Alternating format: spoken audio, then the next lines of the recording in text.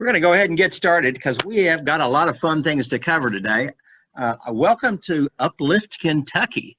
I'm Lyle Hanna. I know many of you. If I don't know you, I hope I get to know you on this call. It's the 7th day, and on the 7th day, a lot of people rested. But what we're looking for on the 7th day is a change in attitude, positive contrast to yesterday, certainly. What a crazy time. We did not plan that yesterday. Some people accused us of that because it's kind of a cool way to move into something uplifting after all the crazy things that went on in the United States yesterday. If you don't know, we've been doing Zoom calls for many weeks. In fact, over 30 Zoom programs since COVID-19, and most of them were all about COVID. How do you get beyond it? How do you help employers manage all the human resource challenges of that? But we decided we ought to use that group and other people that we know to try to do something really positive at the start of the year here. So that's what we're doing, and we're so glad that you join us here today for this. And I think you're going to find it really fascinating. We have a power-packed group of speakers and performers today. So we'd like to encourage your participation, and we're going to move them along pretty quickly and get them to share things with you. We've muted everybody, but don't hesitate to unmute yourself if you decide you've got something really important to say or you've got a question that's important. Just jump in and we'll try to help answer it. We also asked that you might want to put your computer, go to the top right corner and put it on speaker view, so that, of course, it's not really working all that well right now because I got Jim Morris there on the speaker view instead of me. Now, how do you explain that? But my technical folks are working on it. So Jim's just used to be in the center of attention, so he's probably enjoying it. But maybe I need to do speaker view or something. Hey. Okay, we got it. So now I got to get myself back on here. So I want to introduce our team because I got a lot of help putting this thing together. So Allison Pantry is on here, and she runs all of our outsourcing. We do outsourcing of HR for a whole lot of companies. And if she'd say hi, you can see her for just a second. Hi, good to see you all. Hey, Allison, thanks for joining us. She's going to help us out, and she's helped put a lot of this together. We also have Autumn Morris on here. She does have our technical background, and she runs HR for a bunch of companies. And she's not going to say anything, so she can't see her. And we've also got Jim Morris on here. You've seen Jim already a lot. He's an attorney. He has helped us with legal updates for those 30-some weeks and has really done a great job of that, Jim. We appreciate it. We also have Troy Landock on here. Troy has a great career in HR, GE Capital, and Goodwill of Kentucky, and a lot of good organizations. Hey, Troy, are you there? Hey, Lyle. Nice to see you again. Yeah, nice background. Boy, if we need information on this call, there it is behind Troy. And then batting cleanup for us is Brad Patrick. Brad, say hello. Hello, everybody. Good to see everybody. Brad Patrick has run HR for more companies than I can imagine, but Valvoline and Tempur Sealy and Gillette and Delta and just a bunch of them over the years. And now he is an executive on loan to the University of Kentucky Gatton College of Business and helping us with a lot of HR things. So, boy, we're glad you guys are on here. You're going to be seeing and hearing from them throughout this thing. You know what? In addition to doing some fun stuff, we also are going to try to raise some money today. And we picked 4 charities. Somebody's got some funny recording there. We picked 4 charities, but what we're trying to do is think about what do people really need right now, because there are a lot of people in need. And, you know, they need food. So we've got Nourish LEX and also God's Pantry, both doing great things to get food out. God's Pantry all across the state, they're doing it. In fact, they're part of Feeding Kentucky, which has about 7 organizations that are doing, you know, different kinds of work like God's Pantry. But we also have Goodwill on here as one of our charities, and that's because jobs are important. So you got to have food, you have to have jobs. And the Goodwill is doing a terrific job of helping people find jobs, get into jobs, be successful in jobs. And then the 4th one is Habitat for Humanity, Kentucky Habitat for Humanity. And I'm a little selfish there, but housing is so critical. I happen to be the chair of Kentucky Habitat for Humanity, and it's a terrific organization. We have 35 different affiliates across the state, so we cover a lot of the state. And we're going to be hearing from all of these charities through the course of this next couple of hours. We're also getting a ton of help from Bluegrass Community Foundation. How many of you know who that is? Okay, that's a great organization in Kentucky, and they have helped us by setting up a one-stop shop where you can click on one page and get directed straight to their website, and then you can donate very easily through credit card or through check. And you can give to one of these charities, or you can give to all these charities. And so we hope you'll think about doing that while you're learning about them and while you're meeting some of our other good friends. So have we gotten the mayor on? Oh man, I've got to tell you, I am so pleased with our mayor in Lexington. Linda Gorton has done a terrific job, 2 years in the job. She served on the council for more years than anybody ever has. She's just very active, proactive, and trying to make things happen. Right now, she's dealing with COVID-19 and all the repercussions of that. She's dealing with trying to get, there she is. All right, trying to get the vaccines out. And so, Mayor Gorton, we are so glad to have you with us today. And hold with me just for a minute while we do one little thing. And we're going to be doing some polls while we're going through this thing today, because it's important to know your audience, right? So the first thing we want you to do is we want you to just quickly answer this question. All right, tell us the truth right now. Are you wearing pajamas? I would never. Absolutely. Business on top, PJs on the bottom. I was until I this call. This is Lyle's hard-hitting journalism. So Mayor Gordon better watch out, because he's going to ask her some very, very critical questions here. The law in Vegas, we just don't wear anything on the bottom, so that's how I work. That's it, yeah. You've got me worried now. Yeah. Linda, tell us what's on your mind and what's going on. Oh my gosh. Well, Lyle gave me 5 minutes. So I am really thrilled to be here. First of all, thank you so much, Lyle. Only you could pull this big of a crew together for this. And I see some of my own team members are on here. So woohoo for our government. But so all of you are leaders, and you know, as Lyle said, I became mayor in January of 2019 with a whole list of goals, and the pandemic was not anywhere on that list.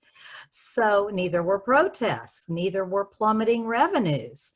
So, you know, what we do, and one of the things Lyle didn't tell you about me is I'm a registered nurse, and I had a full career in nursing. And so how did the environment change us? How did we pivot? Well, let me tell you, government here in Lexington pretty much pivoted on every single point. And the idea is to pivot so that you can meet the goals you identify right then and there. And I want to tell you a little story. It's not long, Lyle, I promise. So March the 6th of 2020, I had had a normal day. I had actually visited a habitat build. I had had a meeting with our panhandling van people. I'd had just a regular day. And I pulled in my drive at 5:30 p.m. and I got a call immediately then from the governor. And the governor said, heads up, we have our first COVID case in Kentucky, and this patient is in Lexington in UK hospital. And he said, I'm calling a state of emergency today, and I recommend you do the same. And so I ditched my speaking engagement that night and held a 7 o'clock press conference to declare a state of emergency. And our world turned upside down. But if you know nurses, you know that we are used to triage and we want action. You know, we can't linger around to see if the patient's going to take another breath or not, right? So that night at the press conference, one of the media said to me, Mayor, should we be panicking? And I said, heavens, no. We don't panic. We just identify our goals, see where we need to go, and then we take action. So we went from a 3% unemployment rate here in Fayette County to a 35% unemployment rate. We went from a budget that was well funded to a $40 million hole that we were looking at. I mean, it was bad. And you all know how this went because you experienced these kind of things too. So from my viewpoint, the thing we do as leaders is we remain calm always. That's what the people want in their leader. We remain calm. We work on a plan. The team is everything. Lyle knows that. You all know that. My team has been awesome. And they learned something about me that when I put out messages, I don't like to use the word BUT. You know, the first part of the sentence and then but.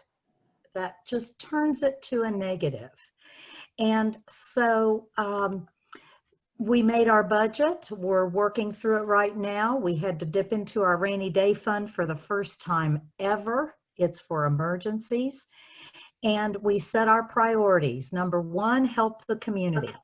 And number two, provide those basic services to our citizens that they expect in a pandemic or elsewhere.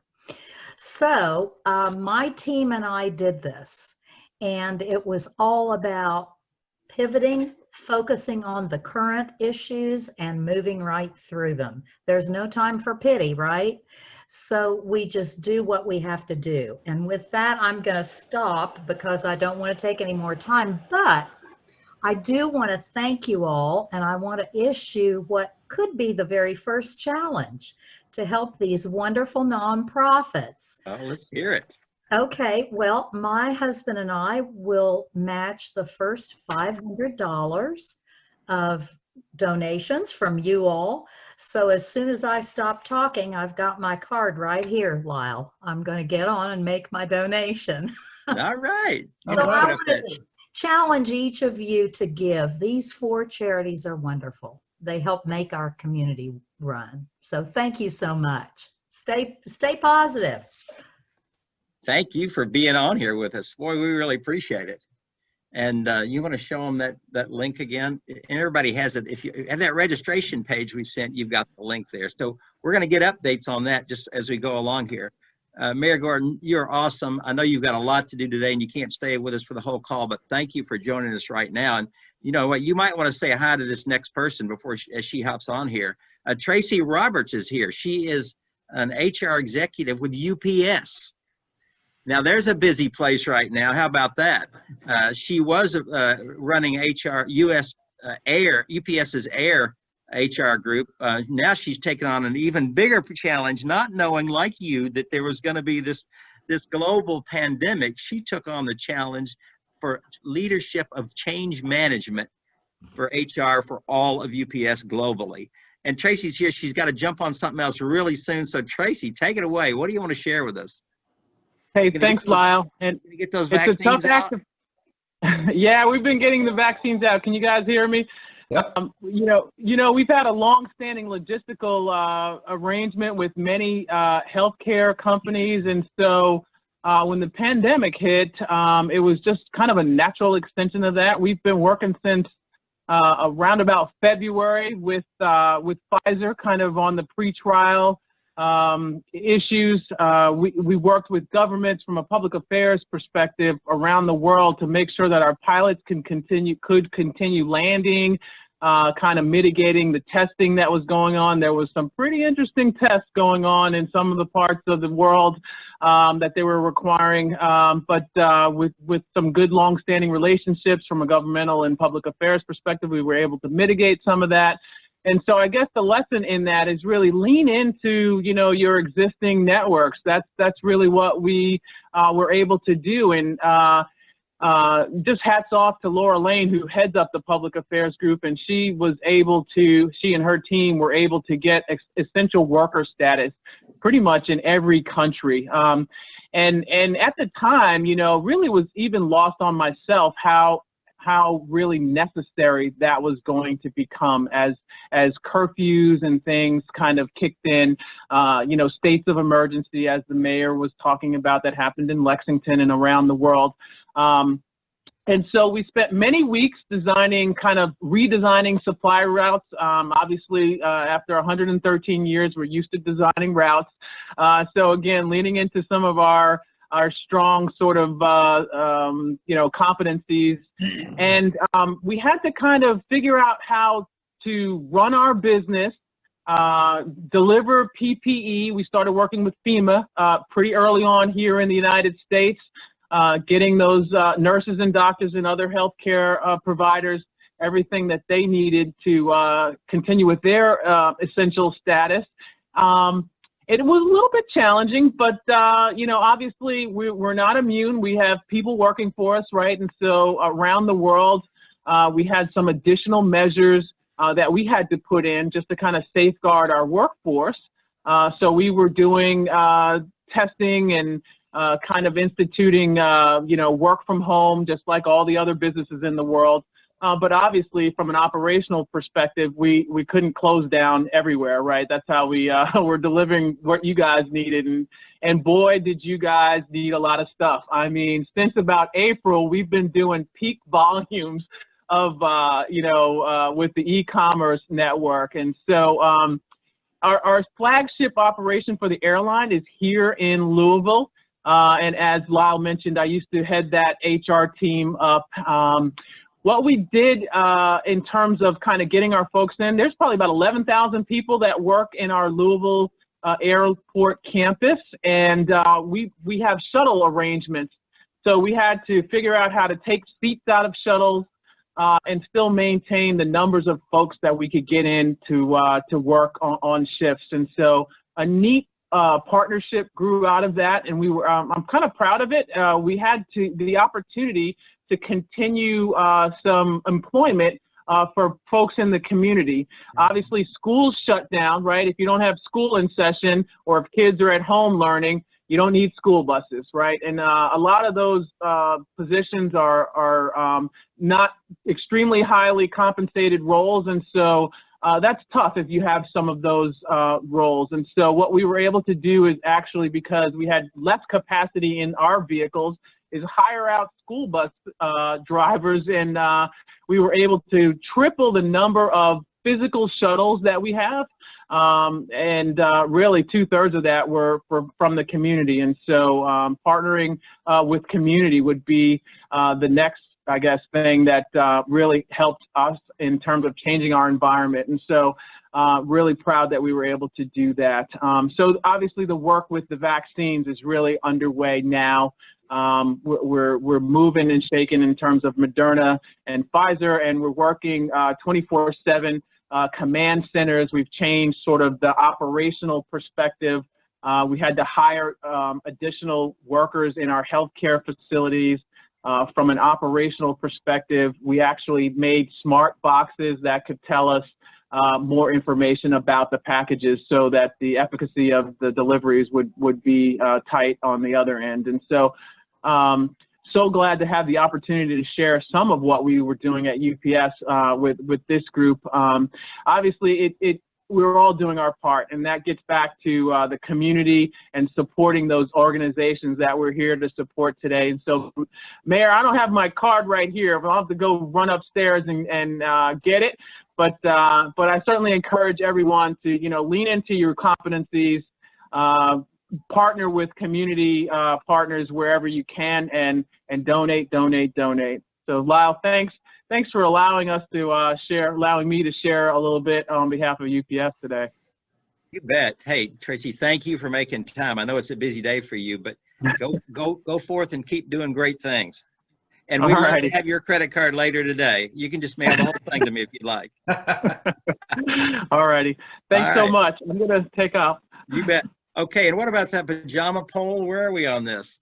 We've been tallying up votes back in the back room. I would never. 49%. Absolutely.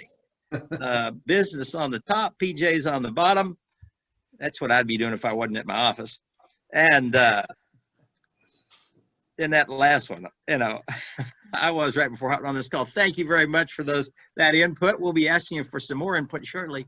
Our next guest, you're not going to believe this young lady. She's a Kentuckian, but boy, at an early age, she went to New York City and she started acting and singing. She's a Tony-nominated actress on the stage and screen. She was the star as Ellie Woods in Legally Blonde on Broadway. She's been Billboard's top 5 singers and songwriters of the year. She hails from the great state of Kentucky. Right now, she's putting a lot of emphasis on helping women. She's getting ready to launch a new album called Women of Tomorrow, where the songs address different issues that women face. Let's hear a word or two from Laura Bell Bundy. Hey, everybody. I want to thank you for being here to uplift Kentucky and the great people of our state. I know that this has not been an easy year for anybody, unless you own a sanitizer company or an alcohol company or a cleaning product. But other than that, it's not been easy. And even for those people, it was probably hard to get all that product turned around and sent out to everybody. But I want to thank you for being here and for helping and making a positive difference in the world. And hopefully we truly can make this a happy new year. Please stay safe and healthy. I'm sending lots of love from California. And I'm going to kick us off with a little tune that I'm doing virtually with my bandmate in Nashville. So we'll see how this goes. 1, 2, 3. Blue moon of Kentucky, keep on shining. Shine on the one that's gonna left me blue. Blue moon of Kentucky, keep on shining. Shine on the one that's gonna left me blue. Well, it was on one moonlit night, stars shining bright. Whisper on high, little long love, it said goodbye. I said, blue moon of Kentucky, keep on shining. Shine on the one that's gonna let me blue.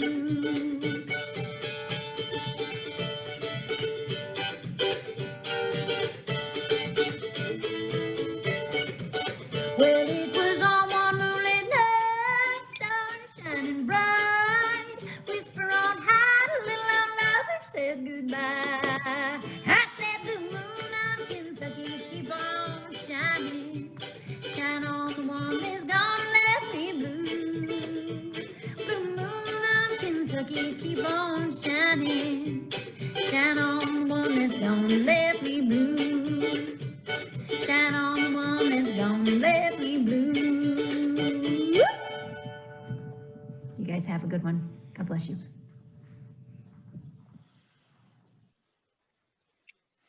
Gotta unmute my clap, man. Okay, that was a lot of fun.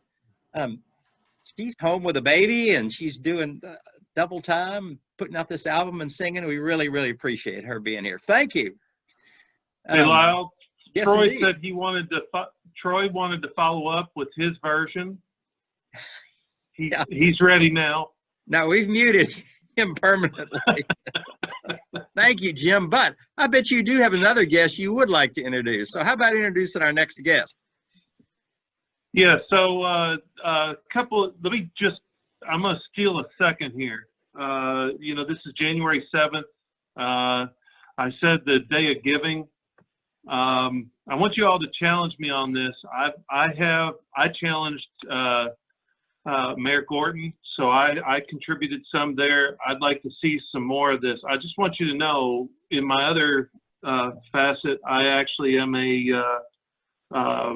an elder in a church, and I regularly go. I'm not going to make this about preaching, but the number 7 appears in the Bible 860 times. Go count it if you want to. The day has a lot of meaning. The 7 days, this is actually the Orthodox Christmas day. If ever there was a time for our country to come together and start to realize the need to be giving, the need to look into other organizations and help those around us, this is that time. We're helping deal with a family that can't put any food on the table for their entire family, and I can't tell you how depressing and sad it is. These organizations that Lyle's put out here, this opportunity for Uplift Kentucky, this situation is truly special. Enjoy the day that you have to listen to this, but think about the reason why we're here. This is a really important time to not just look inward, but to look out for everyone around you. So I just wanted to share that. So our next guest, CEO of God's Pantry Feed Kentucky, Mike Halligan. And this is near and dear to my heart too, because of my father and his involvement with all of the God's Pantry and Habitat and so on. So when I heard this opportunity was here for me to be able to introduce people and to be involved, I thought this was an incredible opportunity, an incredible gathering of special people. So Mike came together to come into the God's Pantry after a career at Conagra Foods. He used to be a senior vice president of food sourcing and logistics at Feeding America. And he's also held a variety of positions with PepsiCo, Quaker Oats. He has a great background, but now he's giving back by being involved so heavily with this particular organization. And without further ado, take it away, Mr. Halligan. James, thank you so much for that introduction. It's very kind of you. And Lyle, many thanks to you and the team for having God's Pantry Food Bank be part of today's activities. I had a number of things that I had planned on saying a couple of days ago. And honestly, yesterday has caused me to kind of take a step back and maybe say things a little bit differently than I would have before those events. Like many of you, I was petrified and appalled at the attack that we saw on our Capitol yesterday and the attack on democracy. But I was inspired by those who stood in harm's way to protect our freedoms and by our elected officials who did not waver from their constitutional duty to do the work of the people, for the people, and by the people. And sometimes situations like that cause a person or an organization to take a look at themselves and become reinvigorated, to be more resolved in their work. And frankly, I think about hunger a little bit differently today than I thought about it yesterday. More about that in just a moment. I want to go back to something that Mayor Gordon said at her comments. I distinctly remember the first week in March when COVID-19 broke. Our team got together on Friday the 13th. And I am an incredibly superstitious person. I can't begin to tell you how difficult it was for me to stand with our team and talk about making sure that we were able to do the work that we would need to do, not knowing what that work would look like, not knowing how daunting or unprecedented that work might be, but to sit with our team and figure out how we were going to make sure that we kept doing the services that we had done for 65 years, and the services that we will continue to do for as long as they need to be done.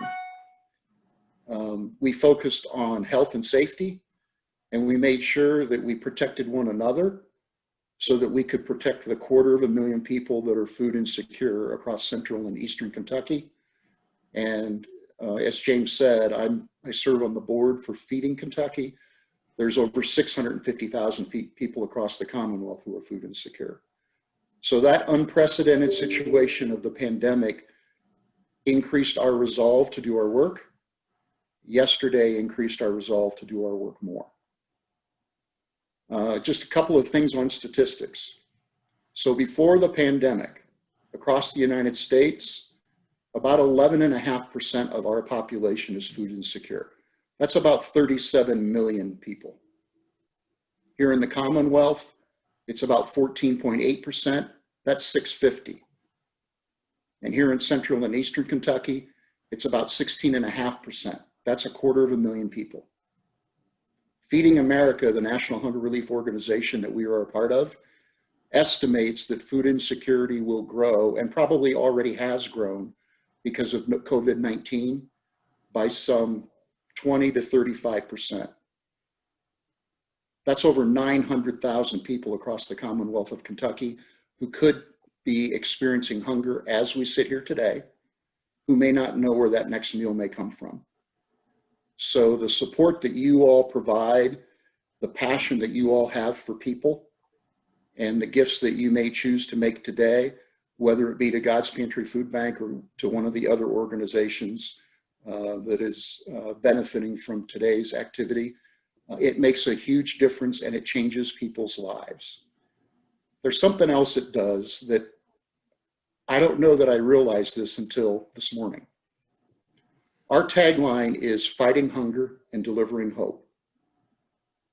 And when we meet people that we serve and engage in conversation with them, we often learn about hunger, we learn about not having a job, or we learn about having a job without enough income to make ends meet because of high medical costs or lack of benefits.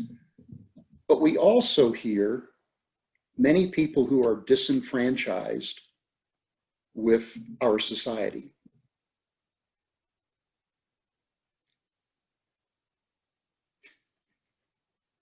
And this morning I realized part of our work changes society. It reduces the risk of disenfranchised people, and it provides an opportunity for all of us to have more productive, more collaborative conversation, because it's less about our differences and it's more about our similarities. And I know all of you care deeply about people, or you wouldn't be in the professions that you are. And I just wanted to take a minute to thank you for the difference that you make in people, and share with you that our resolve is greater today than it was yesterday. And our recognition of the impact of our mission is a little bit broader than the journey of one person. It's the journey of all people. Lyle, thanks for having me today. I really appreciate it. Great. Thank you for being on here and for those words. We appreciate it, and keep up your good work. And Michael, God's Pantry is part of Feeding Kentucky, right? And so if you go onto the site and you make a contribution, some of this money is going across the whole state, and some of it's going to Michael. So we're trying to, help everybody, not just right here in Lexington. Yeah, Lyle, thank you so much. And for folks that are interested in learning more about hunger, the work that we do, godspantryfoodbank.org, for the Commonwealth, feedingkentucky.org, feedingky.org, and across the nation, feedingamerica.org. Any of those websites are great resources for all kinds of information about food insecurity and the work that we all do to make a better lives for those who are experiencing hunger. And like I said a minute ago, maybe make a bit of a difference in our society and in perhaps less people being disenfranchised than they might be today. Thank you. Hey, Brad Patrick, I think you've got somebody else you want to introduce to us, don't you? What's going on? I do, and Mike even pointed it out too. I have a lot of passion for the HR profession, and it's a great role. And I think that people in that role across the country have a great opportunity. And I want to introduce you to a person by the name of Patrick Smith. Patrick's Human Resources Manager for Stoll Keenan Ogden. They're in Louisville, Kentucky. He has over 25 years of progressive HR experiences in technology, healthcare, financial, long-term care, and the law industries. He's currently serving as the chair for the KYSHRM, and that's, for those who don't know that group, that's the Society of Human Resource Management. And he's had previous roles in that organization, and sat as a state's council director for the Best Places to Work, which is another high energy place that recognizes businesses for the work that they do. He was also served as a state conference director and treasurer. He also was a member of the local chapters there in Louisville as a role as president in 2009. And he also worked in the HR community with other roles.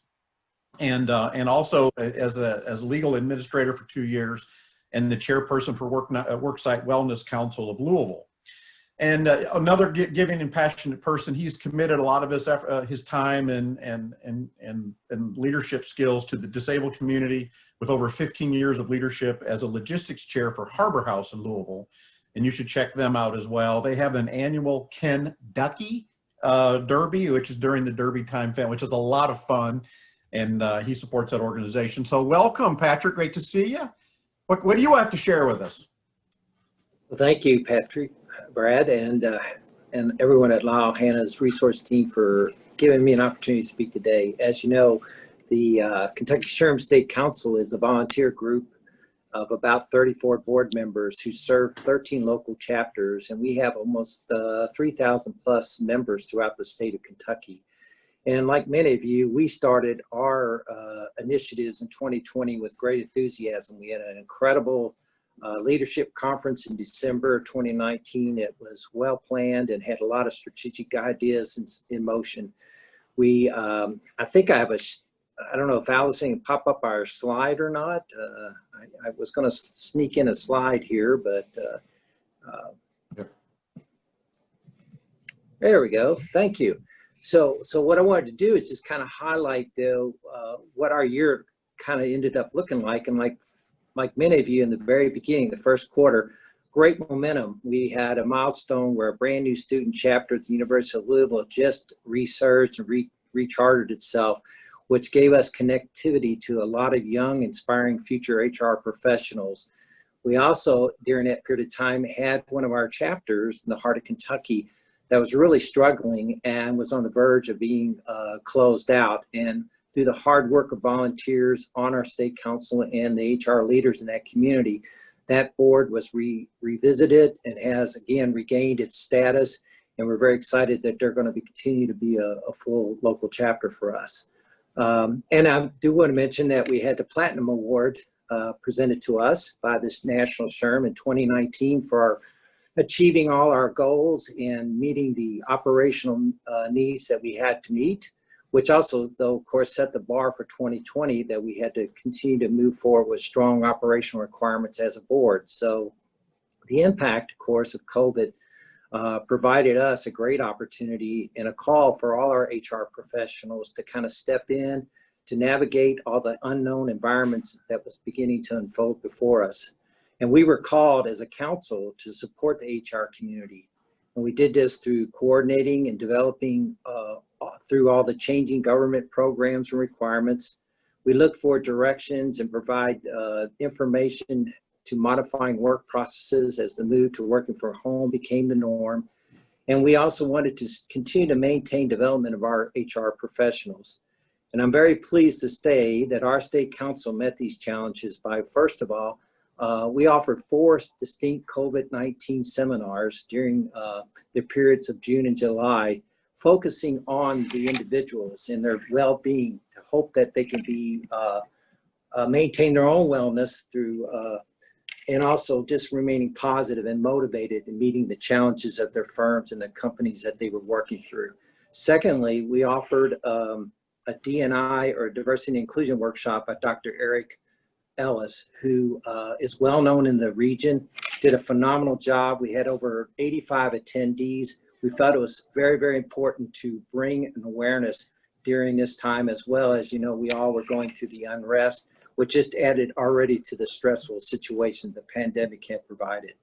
We also kicked off a mentorship program for the first time.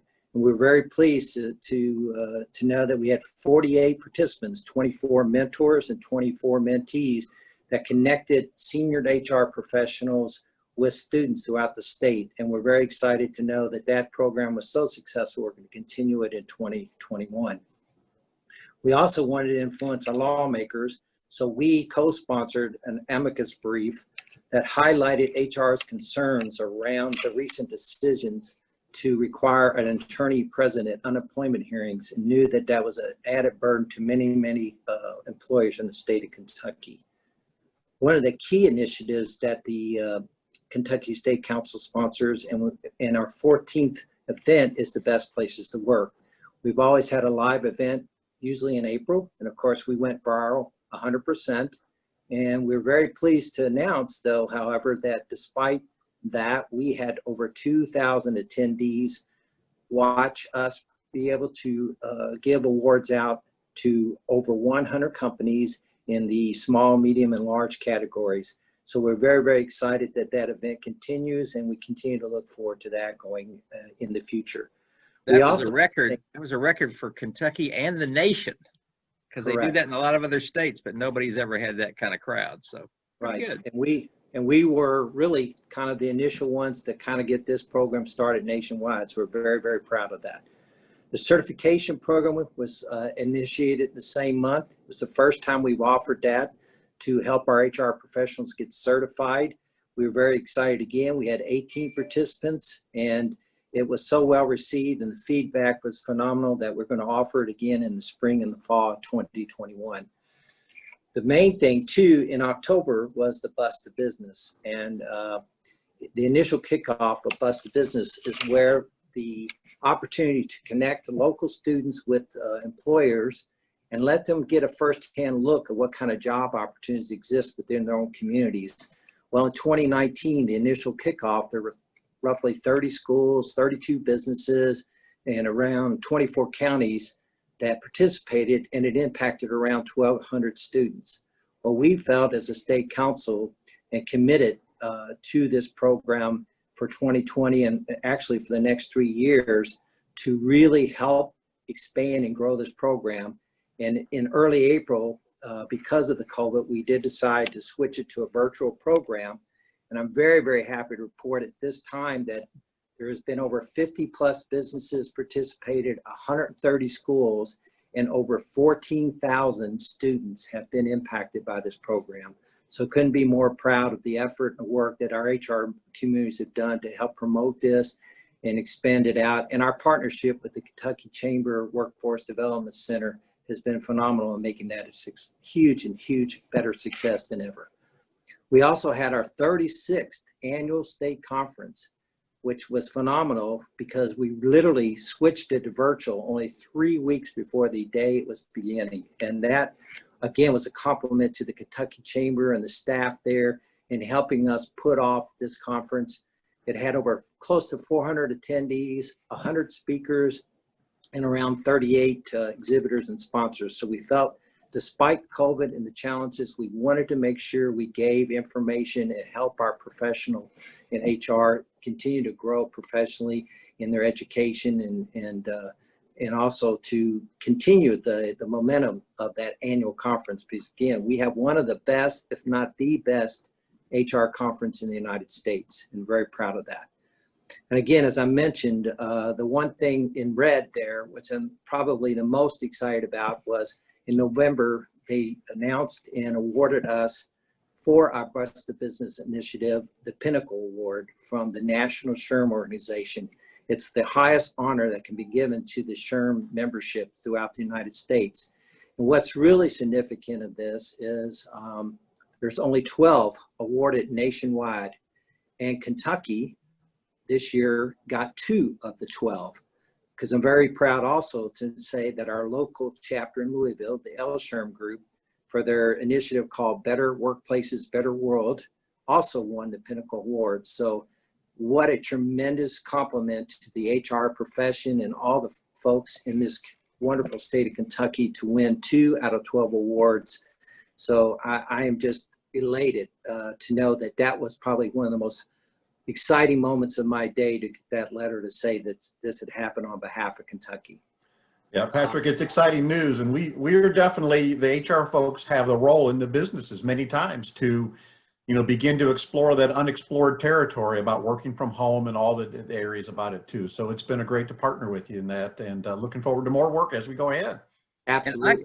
I got an idea that we celebrate those things right now with Nicholas Jamerson. Thank you, Pat. We appreciate it. Keep that good work going. And Nicholas, some of you may know him. He's from Prestonsburg, Kentucky. He started a band called Sunday's Best, and he's played all over the United States. He's just had a baby, so he's hanging out in Prestonsburg right now.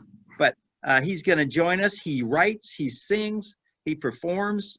Just a really great guy with a lot of warm-hearted music. And Nicholas, what do you have to say? Can you hear me? Sure can. Okay. Yeah. I kind of slid in late here. My 1-month-old, we were napping on the couch and we got in here late. So I'm glad everything's set up how it's supposed to. It's been what's that? Can we see you? Can you see me? No, your video isn't on. Hold on. Bottom left corner, maybe. There you go. There you go. Can you see me now? Yeah. Okay. Yeah, you're looking good. Yeah, I appreciate it. Yeah, it's obviously we've had a child this year, so it's been that on top of a pandemic has just been really crazy. And I think this whole year, the one thing that I've been trying to do is figure out it's like, how do you about bringing a child into the world and all the questions of what do you instill in the child. And I think now more than ever, it's important just to keep focus on the good, and that's still there, and that's not changed. I think we've been shown how ugly this world can be, but the good is still good, and we have to, I think going forward, it's important to find good. And for me, it's really, I've been stripped away of a lot of false things in my life, and been called just closer to God ultimately, and had to really be strong in my faith and just shown in this world what's not real. And I'm kind of switching it up on Lyle. I had another song picked out, but I decided to go with a song off of my new record. I spent 4 years making this record, and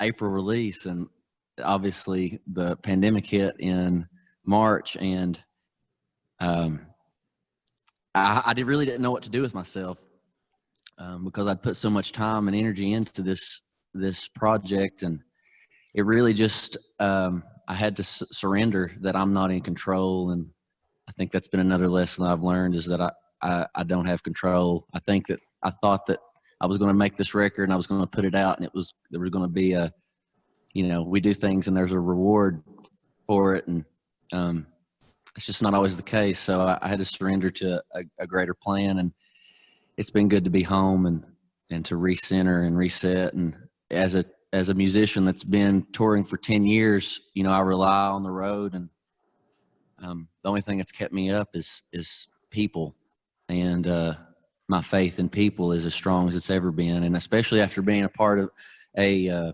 event like this, all the movers and shakers that have adjusted, and I still have faith. I don't, as we saw yesterday with our government and the shape of that, I'm not looking to that place for help and my savior and my answers. It's people that are in this group today that are the people that are keeping this country going. And so just trying to find the positive.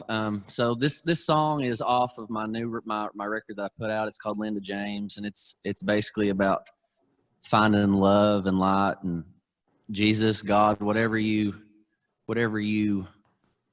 channel to bring you peace. It's about finding that. And it's about a woman named Linda James that was a member of our community that we lost some years ago. And she didn't hold grudges, and she just loved Jesus, and she acknowledged Jesus in everybody she met. And even if you don't believe in Jesus, you can still believe in what he was talking about, and of love and loving your neighbor. And so I'm gonna quit preaching, and I'm gonna sing this song called Linda James. Amen. Let us have it.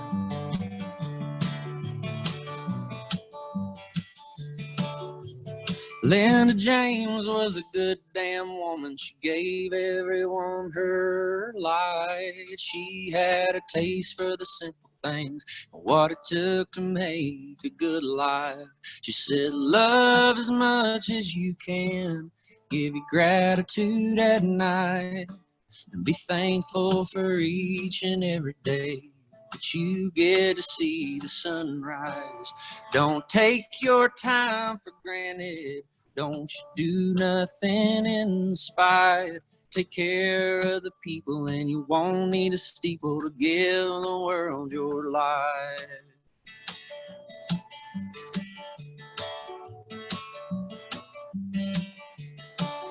In the land of 1,000 churches, seems that everyone's the same. But they're few and far between, like her sister Linda James. She passed her light to her children, who then passed it on to their own. It's amazing how love just ripples out, and we get to watch it all grow. That's why you gotta love as much as you can, give it gratitude at night, be thankful for each and every day that you get to see the sunrise. Don't take your parents for granted. Don't you do nothing in spite. Take care of the people and you won't need a steeple to give the world your light. You just give the world your light.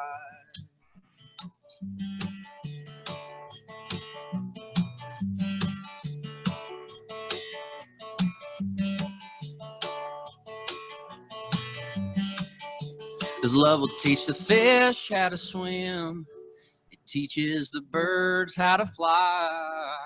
It'll light up your lantern in the middle of the night and go with you for the rest of your life. Some people find it in their preacher.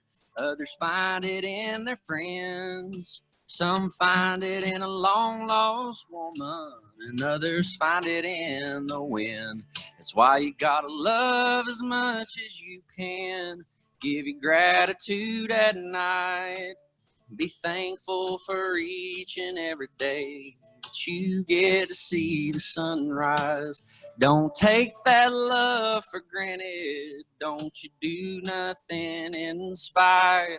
Take care of the people and you won't need a steeple to give the world your light. You take care of the people and you won't need a steeple to give the world your light. You just give the world your light.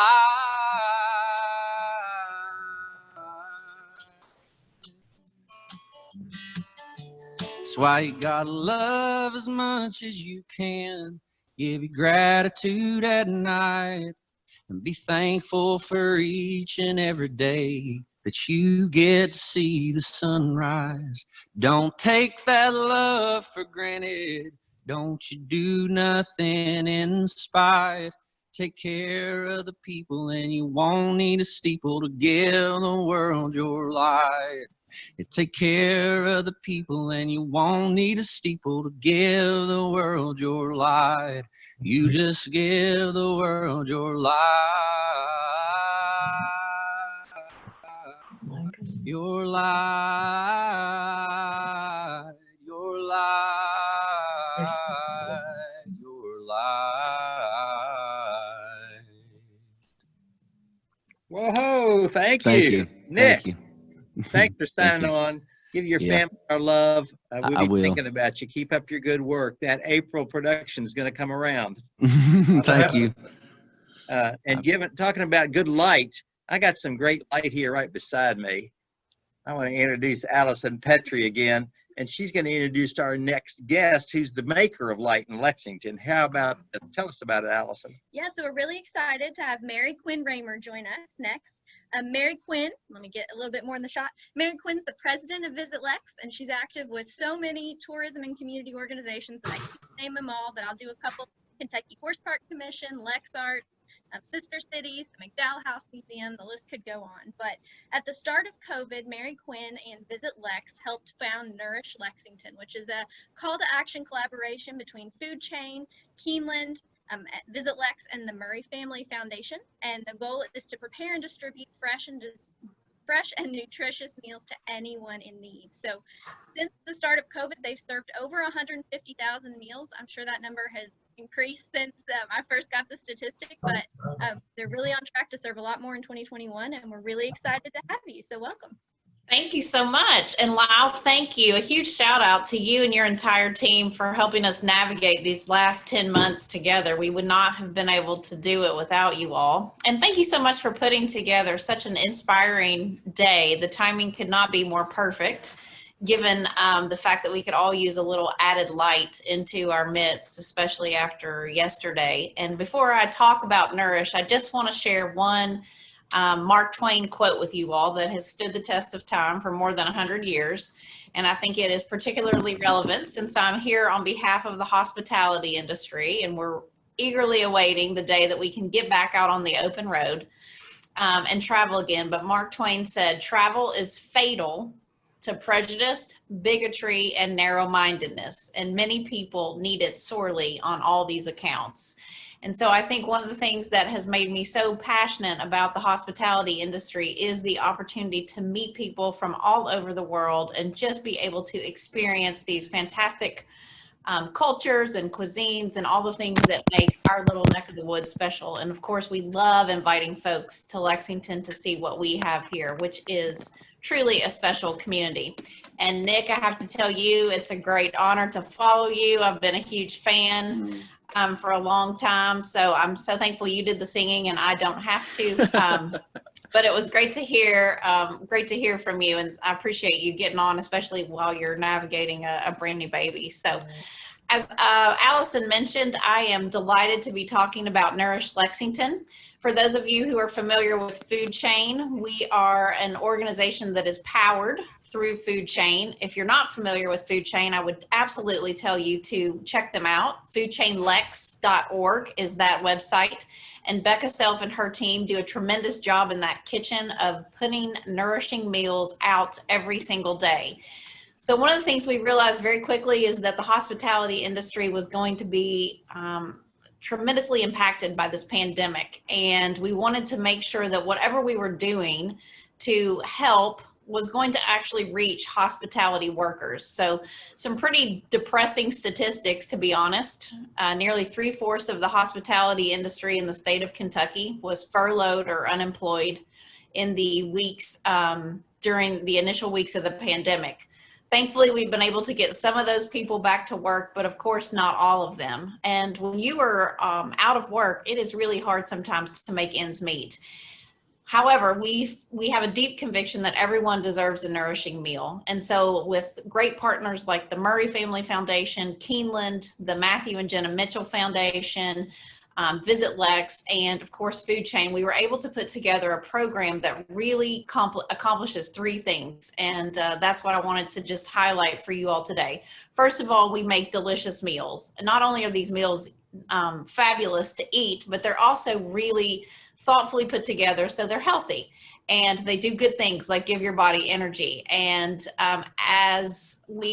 just as of the beginning of this week, we have served 210,000 meals since the first week of April to Lexington and folks in the surrounding area.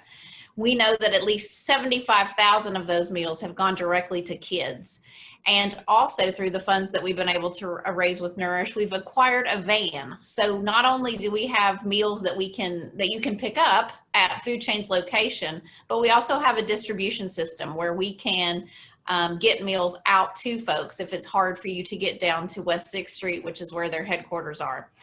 In addition to that, we've had a lot of hospitality people that had lost their job that have been able to go back to work making meals for others. And so we've been able to employ people, giving them meaningful work to do in a time where they're maybe not doing their full-time job.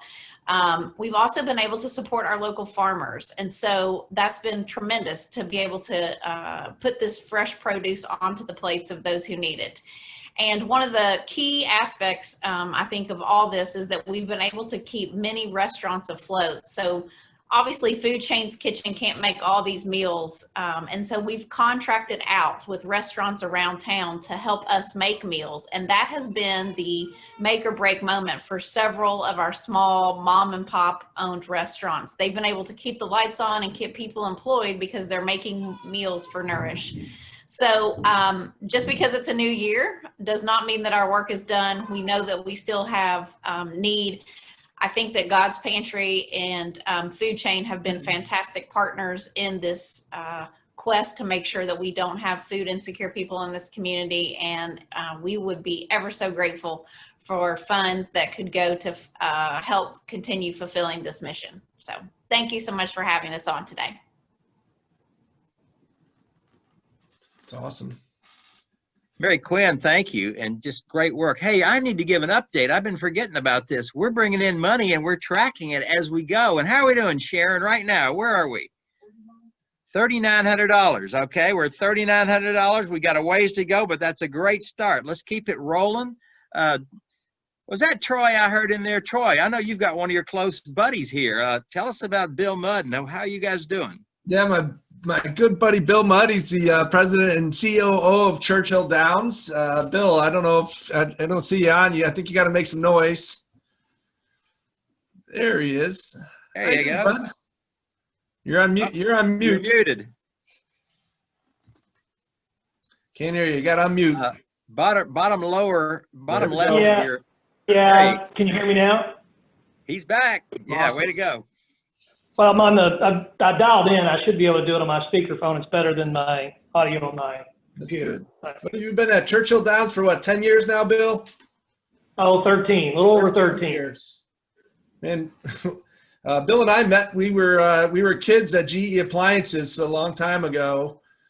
We both worked in finance for that company and moved throughout many different GE business units. I'd hate to say how many years I worked at GE, and because it'll start dating us, because Bill and I both look like kids. I don't know if the camera really comes out that good, but that's sometimes we act like kids. Maybe I could say that. But Billy, Churchill Downs been in the limelight in 2020. A lot of changes went on as Derby was on and then Derby was off, and I can't imagine all the stuff that's going on there. And a lot of people probably don't even know that Churchill is a lot more than just horses. So yeah. How did 2020 go? Well, we have really 4 or 5 different segments that we operate in. Obviously, our namesake is Churchill Downs and the Kentucky Derby and everything that surrounds that. We also have about a dozen casinos and a really big online business that fortunately was a beneficiary of COVID in some ways. Certainly, as people who play on horses decided to do it via the online segment versus going to the properties. But, last year I would characterize as we were in response mode most of the year. Certainly, the first weekend of May, the first Saturday of May, which we always ran, and we couldn't even run horse racing without spectators. That was kind of at the beginning of the virus, and there's a whole lot of things we didn't know. We still don't know a lot of things, but we didn't know a lot more back then than we do today. So we were in response mode. We clearly planned to have Derby. We had already sold all of our tickets. And fortunately, we were able to give 100% of the refunds to all of our customers. And a number of those decided to roll that money into this year's Derby and to attend this year's Derby. So last year we were in response mode. We did decide to have a Derby later. We planned to have it a little bit bigger. We scaled it back to a much smaller number with the governor's support and all the protocols that we have in place. And obviously we have a massive facility, so we have the ability to still have quite a few guests, even with a constrained supply with social distancing. But, obviously we kept an eye on COVID, and it spiked, and working with Norton Healthcare and Russ Cox and the local health departments, we decided we would have to do it spectator free last year. But hopefully this year, looking forward to 2021 and inviting 40 to 50% right now is what we're thinking. We're not going to sell more tickets than that, and hopefully vaccines get out and more people can come and enjoy our facilities this year. Yeah, Bill, I was kind of just laughing because this just came into my mind. This is going to make you laugh too, but I probably saved a lot of money by Churchill not running races because I'm not really that good of a horse gambler. But I'm going to put my challenge out there right now. I'm going to put up $1,000. Bill and I used to joke around at GE all the time, and that $1,000, that's going to be my gift to these charities. And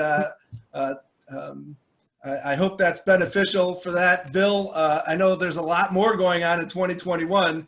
I hope the Derby does win so I could win some more money back. So what's the new year got for us planned at Churchill? Well, I mean, this year we're going to be a lot more proactive. We already know a lot of protocols that work to keep people safe. We're going to use the scientific evidence to lead us down that path. None of it's going to be simple, however. As I'd said, we're going to start out with a lower number, and hopefully we can grow that if we have availability and distribution and people that have taken the vaccine, and we can get people there safely. So our number one thing is to create a safe and healthy environment for people who do want to return. Lots of interesting things. Last year on the first Saturday of May, we did a virtual derby. I don't know if anybody tuned in, so we tried to create a derby at home package where people could celebrate at home. And we created a virtual derby, so all the horses that the Triple Crown winners, it's called the Triple Crown Showdown, and we used it to generate money for charity. We generate $360,000 that weekend for charities. So there'll be more of that kind of interesting stuff, and hopefully more community involvement as we go forward to this year. Cool. I know GE prepped you pretty well, and I'm sure Churchill did too, in dealing with the people side of leadership and giving back. But how'd those horses do through the pandemic? Well, thank goodness horses haven't proven to be susceptible to catching COVID yet. Right, but good. The thing is mutating, so who knows what happens going forward. Really the horses, even though people do have COVID, unfortunately there are situations where, like horses, for example, they still need to be fed, they still need to be groomed, they still need to be exercised. So we had there's a big microcosm of our backside community, if you will, that all those workers had to continue to come to work and care for these animals, because it's not like, they could not be cared for during that period of time. So, we did a whole lot of testing. We tested every couple of weeks. A lot of our backside community are Spanish speaking, so we had a lot of our protocols in Spanish and English. And we do all the same health protocols we do everywhere else: temperature checking and social distancing and mask wearing and all those types of things. So hopefully horses won't continue to not be susceptible to this. Well, cool. Well, I know Churchill Downs has a huge community impact and economically too, several times a year as you host different events. We appreciate you coming on and just sharing some of that insight on this call. And we look forward to your participation and continue impact on the community. And I just thank you, and good to see you again, bud. Good seeing you, pal. And I'm going to beat your challenge of $1,000. So. All right. Thank you. That'll bump us up. All right. Good work, guys. I appreciate it. Both very much. And you know what? We've got another terrific guest here. I can't wait to introduce to you all Miss Heather French Henry. Now, a lot of you know that name. She's pretty popular in the state of Kentucky. And of course, she was Miss America in 2000. She's a fashion designer. She also, though, is a very outgoing veterans associate advocate for veterans. And what you may not know is that her dad was a disabled Vietnam vet. And when she became Miss America, she had to travel and visit. And so she did actually travel over 300,000 miles across the nation, zigzagging back and forth. And her whole issue was honoring our national homeless veterans and helping them. And she's continued to do that. In fact, in 2014, Governor Beshear engaged her to be the commissioner of the Kentucky Department of Veterans Affairs. So Heather has really put her love and her passion into helping veterans all over the state of Kentucky. Just terrific work. And I know recently you were recruited to Habitat for Humanity because they happen to be a big supporter of veterans issues. So Heather, tell us what's on your mind and what's going on.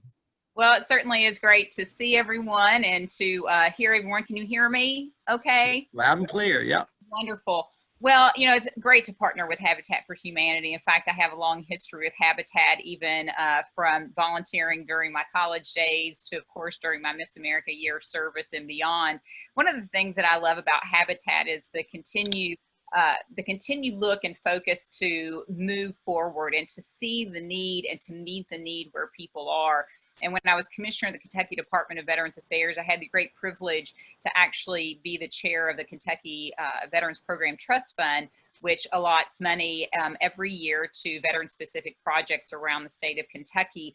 And one of those requesters was the Kentucky Habitat for Humanity, and Mary Shearer, an executive director, came to talk to us about not only the need for building, which of course when we talk about habitat, a lot of people still see that image of building those houses and the teams of people that come to build those houses, which is still great.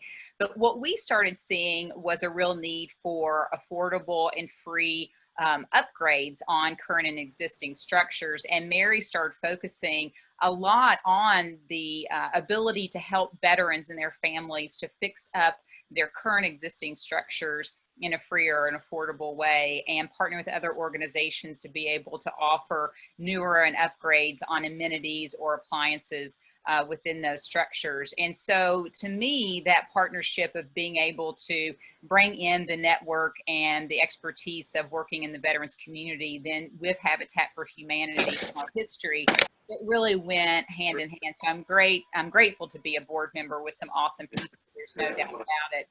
In fact, I'm actually going to meet Bill Mudd's challenge and Troy, your challenge in donating $1,000 for Habitat today. And I do want to encourage people that we will be sending in a check to the foundation. And I do want to encourage, if there are people out there who are in corporations or who don't do online giving every single day, that mailing in a check and getting those funds to the foundation is still appropriate. We still use snail mail, certainly. And so I just want to make sure that people understand that will be done, certainly. And we appreciate everyone who is giving today, no matter whether it's $1 or whether it's $1,000. It all certainly goes to make a difference. So I was talking to Lyle the other day, and I wanted to share, just as everyone else has here today, that, you know, change has been the order of the day, right? And for 20 years, I feel like that my life is just always one big change after the next. And so it's interesting when we talk about that turn of the year, when everybody thought 2020 was going to be this great year and we were all really running and gung-ho to move forward. And then we got hit sort of in the face with this pandemic. And so for me, I'd gone through several different transitions over the 20 years, still maintaining some consistency in some of the things that I worked on. Of course, veterans will always and have always been one of my highest priorities because of my father being a disabled Vietnam veteran, but then also adding in some other opportunities. My husband got prostate cancer, and so we started seeing there was a great need in Kentucky for men in prostate cancer screenings and education. We started doing free screenings at the Kentucky State Fair. We founded the Kentucky Prostate Cancer Coalition to be able to offer those screenings free.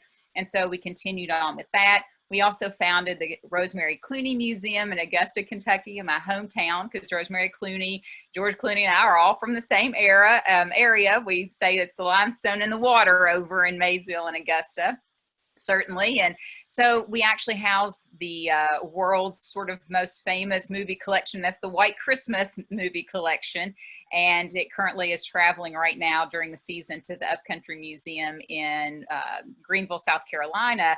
And then, of course, I still design and do military historic displays. And so when we talk about what do you do in the time when everything is changing and the pandemic hits? Well, some of the projects just keep going, right? Because the need is always there.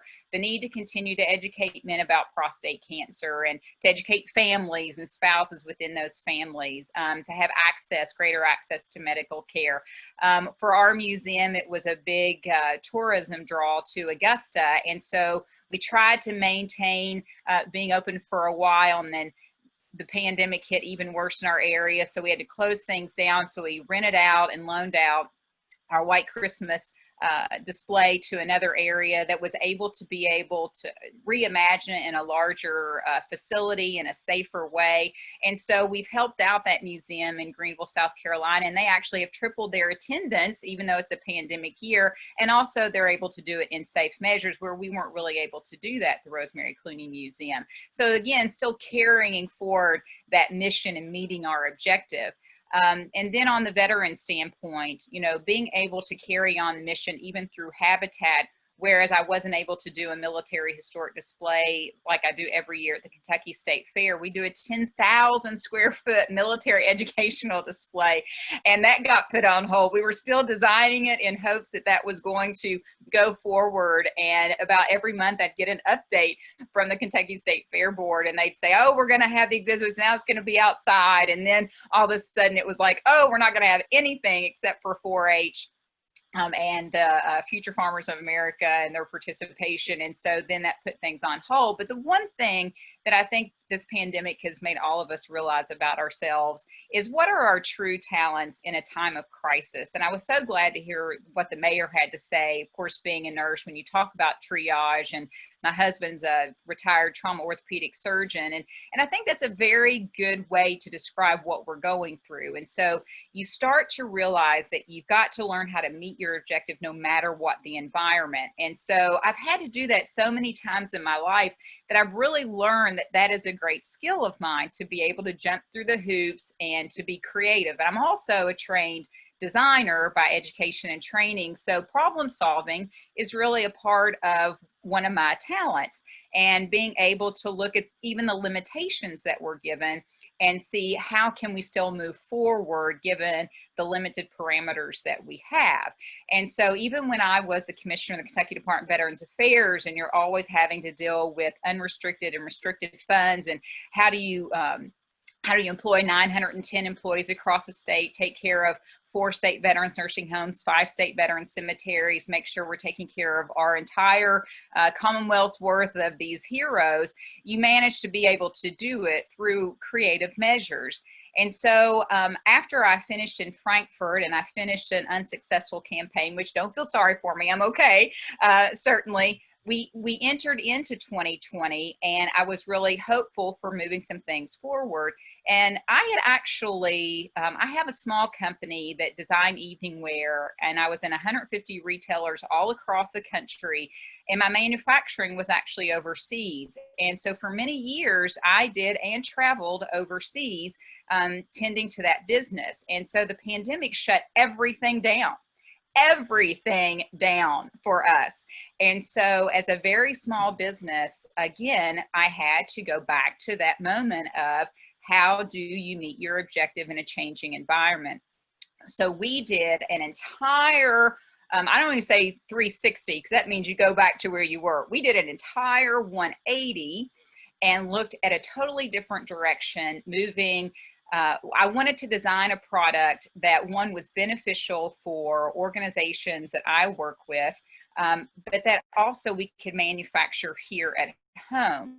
And so one of the things I saw as a growing trend that we've seen for many years was handmade products that were made here in the USA. And so because we have the White Christmas collection, and we were loaning that out to another facility, and there's not a lot of product around that, I went into designing actually and manufacturing Christmas ornaments. So I know a lot of people out there going, what? That's so crazy. But when you think about niches, and I think about how do you creatively meet a need in a limited environment, but still benefit something, it really has grown and blown up into this huge project, which I'm not really hardly able to keep up with.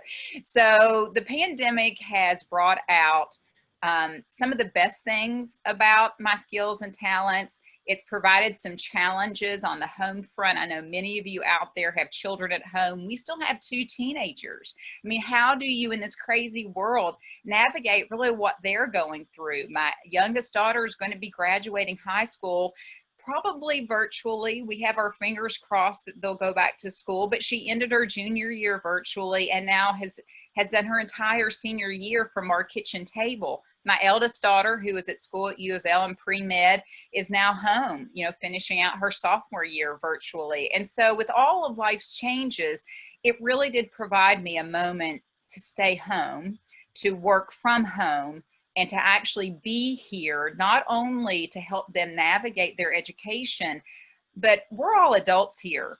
But what are our children going through during this time?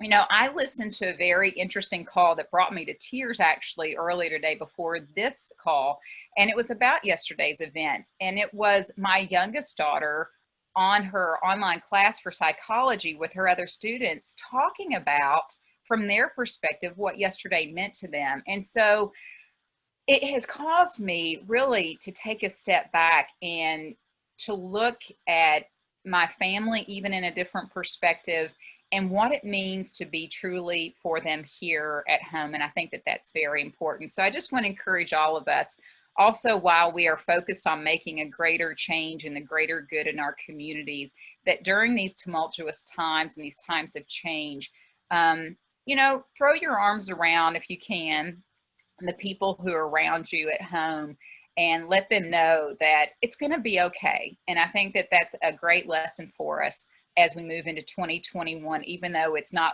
really looking any different right now than 2020. But that, you know, my biggest challenge is providing hope, I think, for my two teenagers here right now. But I want to thank everyone for being here today and just for the opportunity to be a part of this. Thank you, Heather. And I mean, there is hope. It is a tough year, but we're learning how to navigate it. You know, we're going to do better. So thank you so much for all you're doing for all these different organizations. And you know what? We're going to celebrate what you just did too with a little music. And Brad's going to tell us about it when he gets his mute off.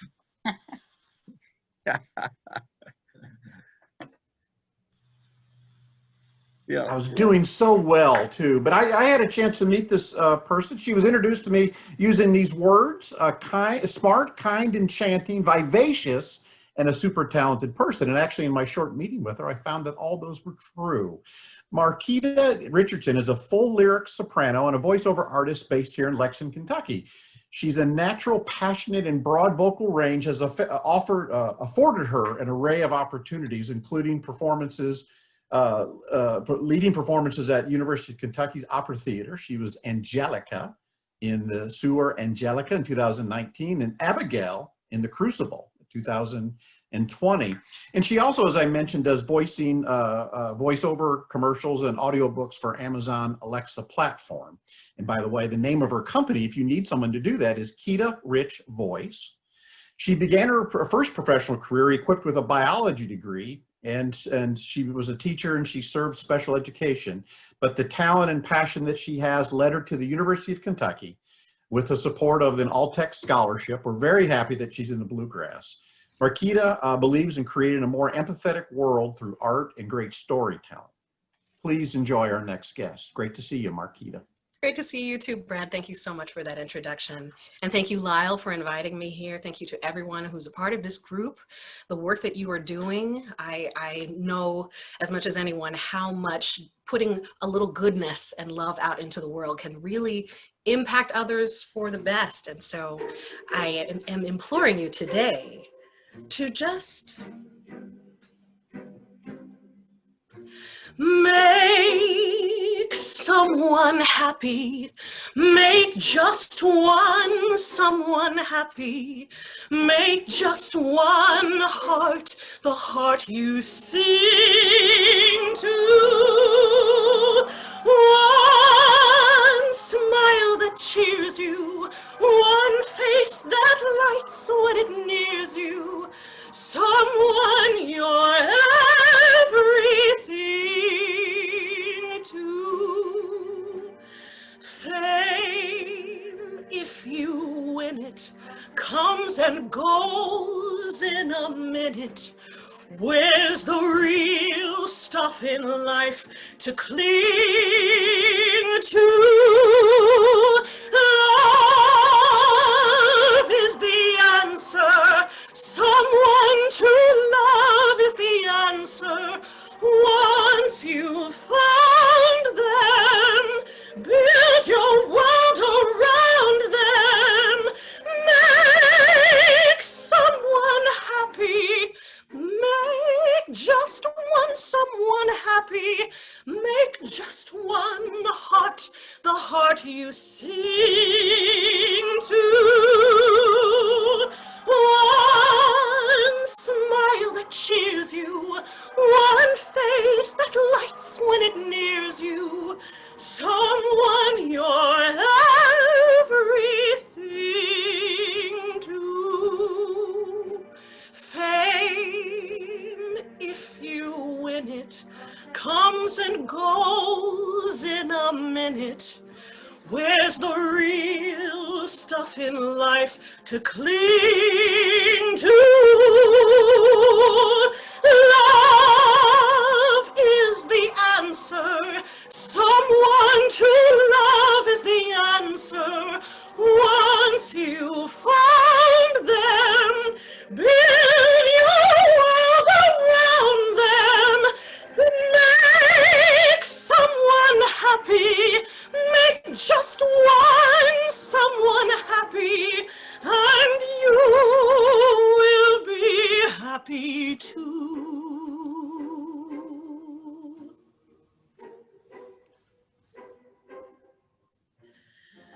And you will be happy too.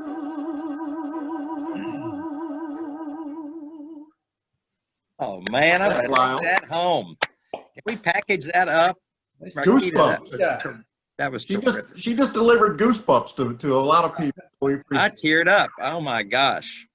Thank you so much. That was really great. I know. I see my other good buddy Vince Tyree on the call there. Yeah. I hear you, Troy. Yeah, Troy. What about Vince? You got Vince in here, huh? Vince, I think we got to pin you back up on the video there. I'm here. All right. Who knows Vince?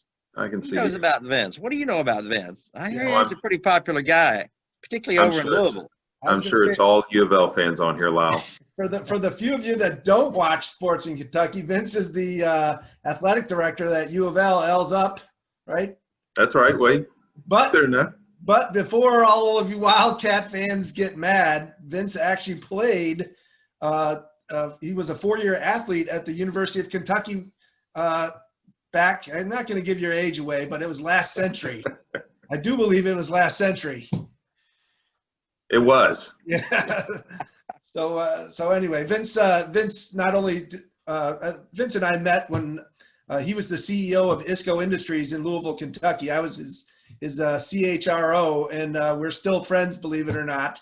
Absolutely. He was also CEO out in the western part of the state at Fruit of the Loom companies, and he's on several different boards, including that he's the chairman of the board at Elite Medical Staffing. He's an operating partner for Southfield Capital, but we don't want to hear about all those things. We want to hear about college athletics and what the heck happened. You know, I'm sure if I placed some bets down that we would have a football season and a basketball season, I'd probably have to go to Bill Mudd's casinos and bet some more money to get it back. So He wouldn't pay you back the right return. no, not at all. So No, it was, look, it's been challenging. As you can imagine, you know, last March 11th, you know, things got shut down. And I mean, shut down completely. So it wasn't like there was a pause or a delay. It was a complete shutdown. No games, no anything. Everyone leave the office. You know, Zippo. yeah, I was at the game. I was at the game in Madison Square Garden where they cut the game in half. They stopped it at halftime and they said, "Get out of the garden." Yeah. On March 11th. I know that date. Good. Yeah, you didn't, you know, certainly didn't recognize when I look back, you know, reflect. We were talking about it last night after our game, actually, because, you know, we were still at the hotel at the ACC tournament, and people went down the lobby and they were still sitting around a table, no mask on, you know, having dinner and shooting the bull about what's next. Yes. So we certainly weren't aware of all the risks that entailed and came, but you had to create a new environment. You know, we've had to create a new life, way to live, and way to present live events, which is difficult to do. Yeah.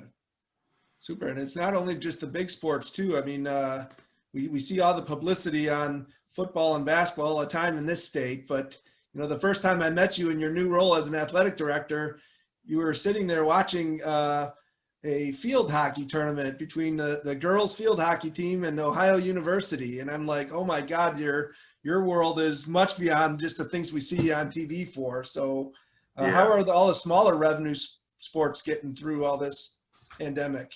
Well, it's been challenging for them as well, particularly we got 23 sports, and you know, football is easier to carry on because of the roster size. And if you're missing a few players, you know, you can fill in or what have you.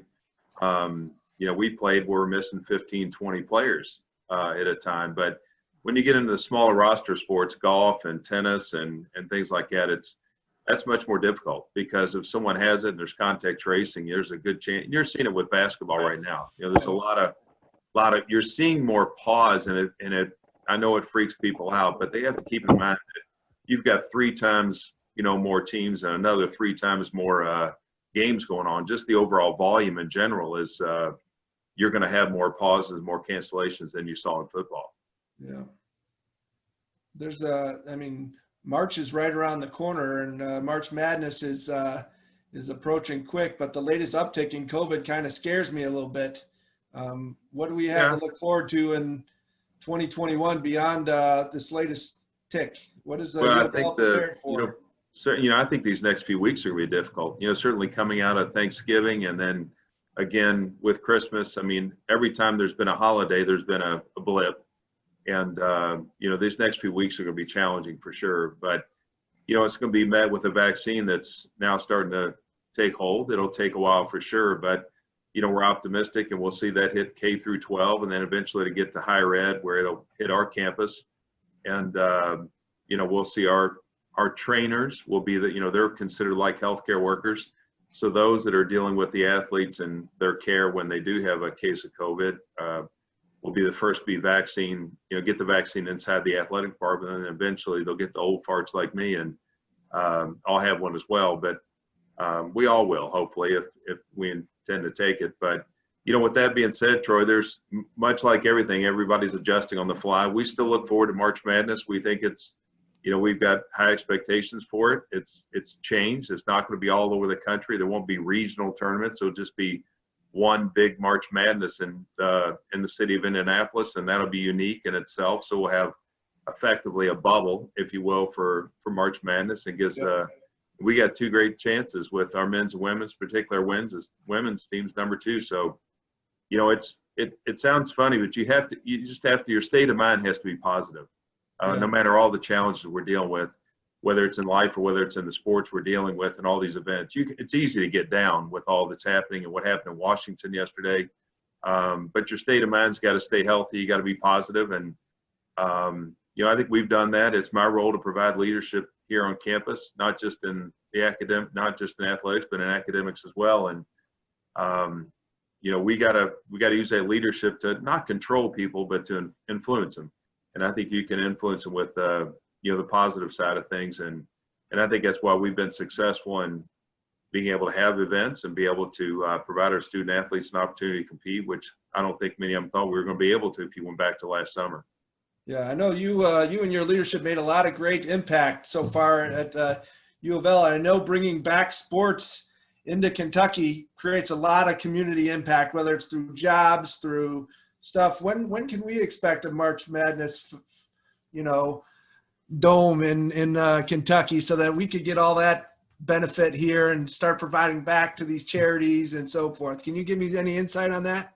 Yeah, you know, it's funny. We had a little bit of a bubble-like tournament that we had here in Louisville at the start of the season. We had 9 teams play here, and part of that was a little bit of a test run. So if we could host it here, we're fortunate in Louisville. We have the Galt House, which has over 1,300 rooms, and it's connected to the Center. So you effectively could create a safe environment, because they could just walk to and from the arena with the pedway, and it went really well. Yeah. I think the NCAA certainly kept its eyes on it. Had they not decided to go to one city, we might have been in the second city. But anyways, we'll see if it's helpful, you know, with ACC tournaments or other environments. But the protocols here, the healthcare systems we have in Louisville are outstanding. A lot of resources, and you know, frankly, you know, we've had fans at our events. Not every state has, and it's gone well. We've not had a an outbreak, if you will, from a sporting event. I mean, as much as we can contact trace all that, people don't go to games because when they're feeling bad. People go because they're feeling well and they feel safe, and you got the protocols in place. So I think that's been helpful, and hopefully we give them a little, mental stimulation, a little feel good. And I know the athletes appreciate having the fans in the stands. Well, cool. I appreciate everything that you've done, and appreciate you joining the call today. And I still bleed a little blue, so a little red, I should say. So Elle's up to you, and thanks again for your support of today and the organizations that we've got benefiting today. I appreciate the opportunity. Yes. Back to you, Lyle.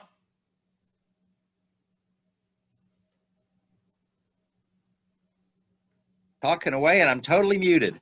Yeah. But hey, Vince, thank you very much. We appreciate it. Keep up the good work. And I say any Kentucky school, any school from Kentucky that wins is okay with me. I grew up in Louisville, so I was U of L fan well before I was a UK fan. Well, we'll make them more purple fans. We'll have a little bit of red and blue both. That's what we need. Way to go. You keep it up. Hey, we've got another great guest coming in here. In fact, Troy, you're going to tell us about that? We're going to skip the poll that's on there, Troy. We're not doing that. All right. Do we have any donations update? Oh, yeah. Donations update. That is looking better. We're over 7,000 right now, so we're continuing to move forward. That's good. I guess the more I talk, the more money we get. Good. Keep talking, and let's get Devon Holt up here because we need to hear about Goodwill Industries. That's awesome. Did Devon join us yet? I haven't seen him on yet.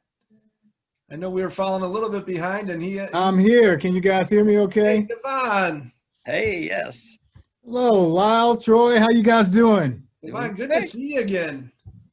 Great to see you guys. This is really, really cool. I've been watching from the shadows for a little while here, and you guys have some heavy hitters on here. Heather French Henry, Tyree. I mean, you guys have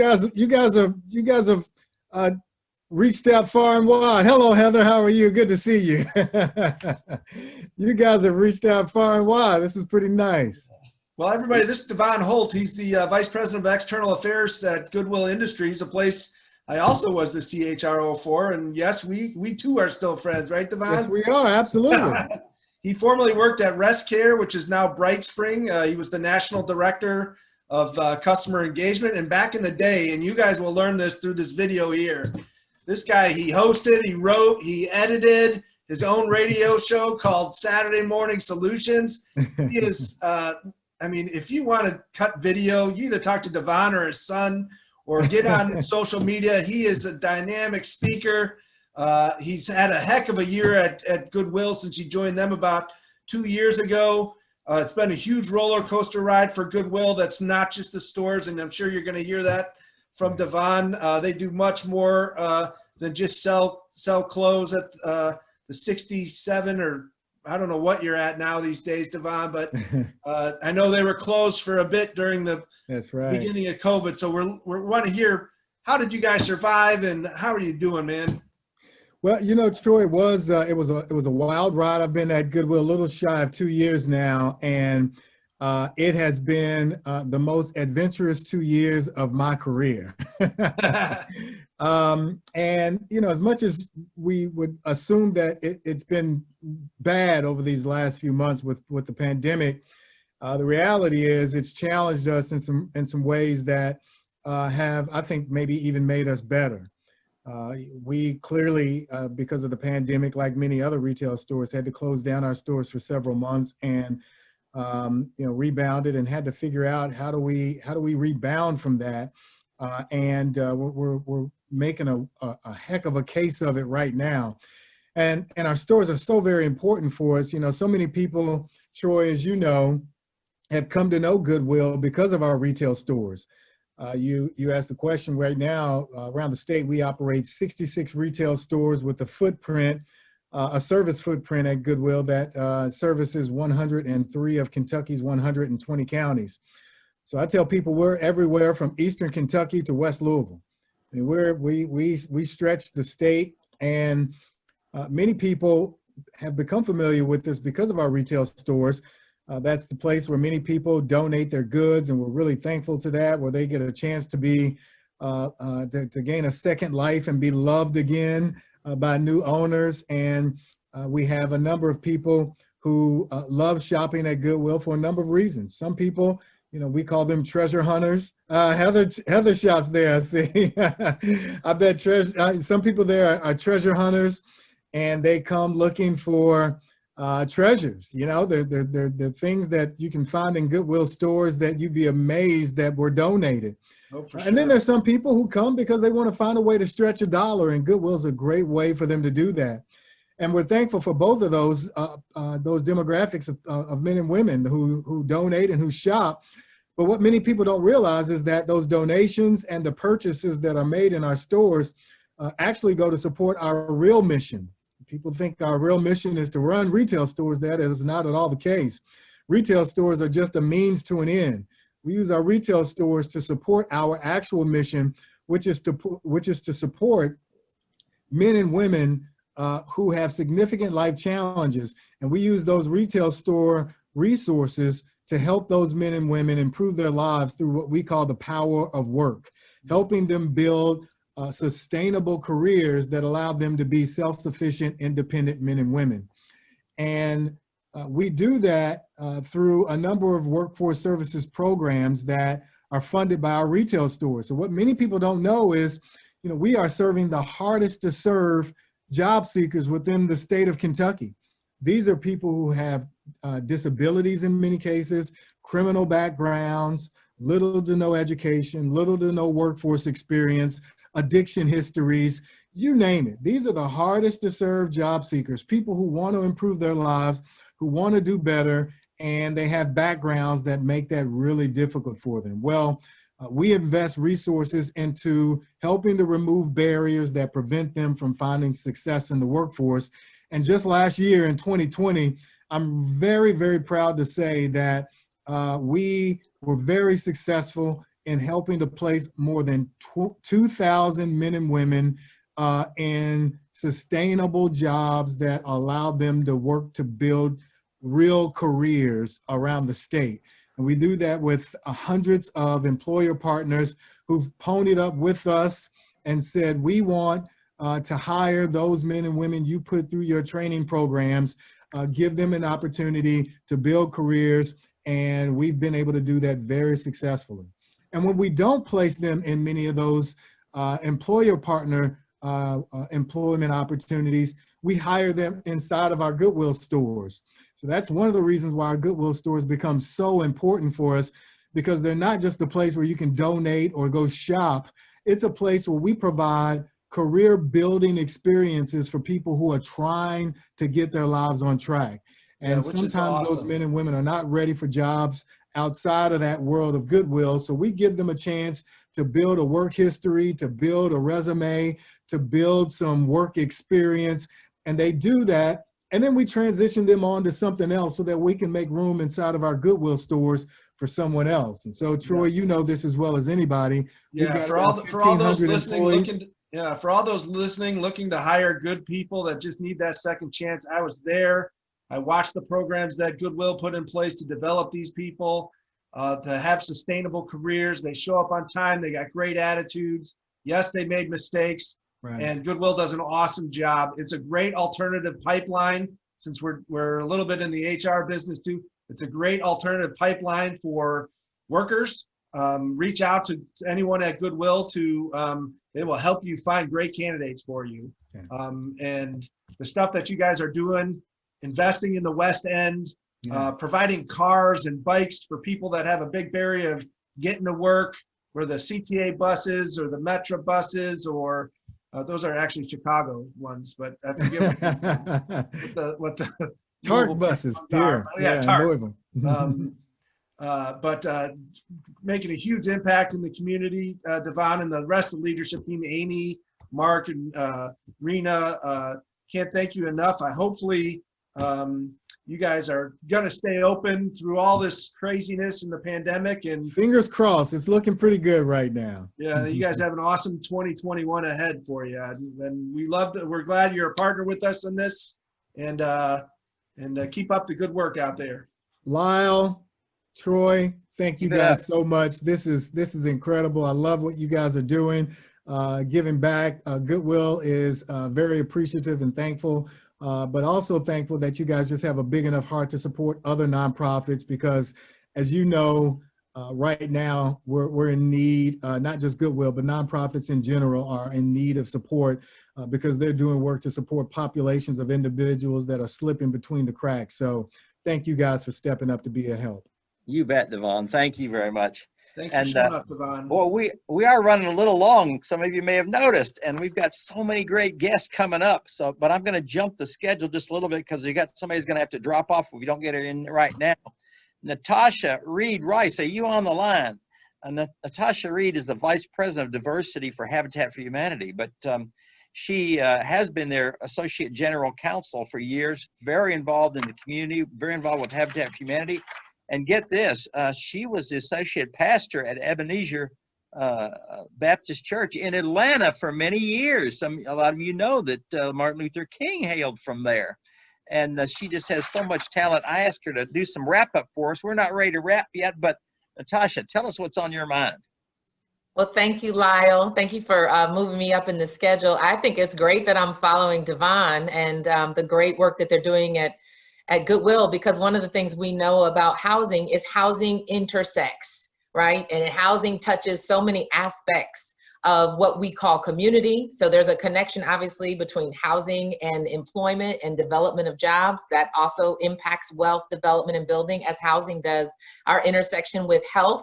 One of our greatest supporters and a member of our advocacy campaign at Habitat International, Dr. Megan Sandell, often says housing is a vaccine. We know that there are many intersections between housing and educational outcomes as well. So one of the ways, Lyle, that I think you're tapping into this and connecting all of these various intersections in community and in transformation, I think is so powerful. We also know obviously that it is in the home, around the table, where people find comfort and nourishment. And so there's great intersection between housing, food, insecurity, location. So many options for affordable housing fall into areas where there are also food deserts. So finding ways to transform community means that we're looking at all of these various intersections and trying to figure out the ways in which we can connect to those areas of need and contribute as much as possible. So Lyle, thank you for inviting me to the conversation. I'll just briefly and quickly share, I think in many ways it goes without saying, but I'll overstate the obvious. We know that in this moment of multiple pandemics, one very large, writ large, is the COVID pandemic and the orders to stay at home, to shelter in place. That means something very different to someone who has no home or place to shelter in.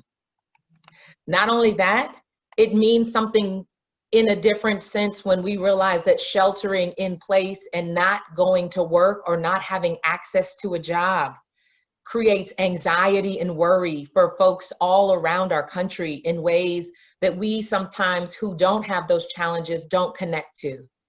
So in this conversation about housing, it is more than brick and mortar. We're talking about children having a safe place to lay their head at night, to even get online, to do remote learning. A home means so much more, as many of us, some take for granted because we don't have to think too hard about it. We have our address, we have a key to the door, right? So when we have this conversation on, especially in this moment, and I said multiple pandemics for a reason, because we're clearly, many of us, so focused on the COVID pandemic as we should be. But what we've also seen during the course of the COVID pandemic is that it's unveiled many other pandemics that have been right under the surface in this country. Racial and systemic injustice has been there all along, but we're seeing it now with new eyes because we're seeing those who are most afflicted by it having to take to the streets to call out for justice in ways that we haven't seen before. We're also seeing that the pandemic is unveiling these pre-existing conditions, which are really pre-existing conditions of vulnerability, right? Folks who were already in tenuous stead are now truly falling. And so what are we all going to do in this moment that becomes overwhelming? But what's also so apparent is the opportunity for us to make a difference could not be greater. So I'm excited to join the conversation because part of the work we do at Habitat is we build communities, yes, We build homes, yes, but through our work, we also work to build hope. And if we ever needed to have an emphasis on what was once so conceptual to many, hope, now is the time. And how do we put brick and mortar to that hope? Conversations like this, Lyle, and the ways in which you're bringing us together. So in this moment of pandemic, the conversation on housing really translates into a conversation on neighboring. What if we intentionally focused on creating a neighboring movement throughout our country? Not a movement limited by someone's race, not a movement limited by what side of the track someone grew up on, but a movement that is driven by our desire in this moment to connect to the humanity of another person, regardless of religion, race, gender, birthright, et cetera, et cetera. In the Bible, which often many of you may or may not know, Habitat was founded as a Christian organization. It does not mean that we only serve Christians, and it does not mean that we only need Christian hands to work together. What it does mean is that we're driven by tenets such as this. We're to love our neighbor as ourselves. What does that look like when we act it out?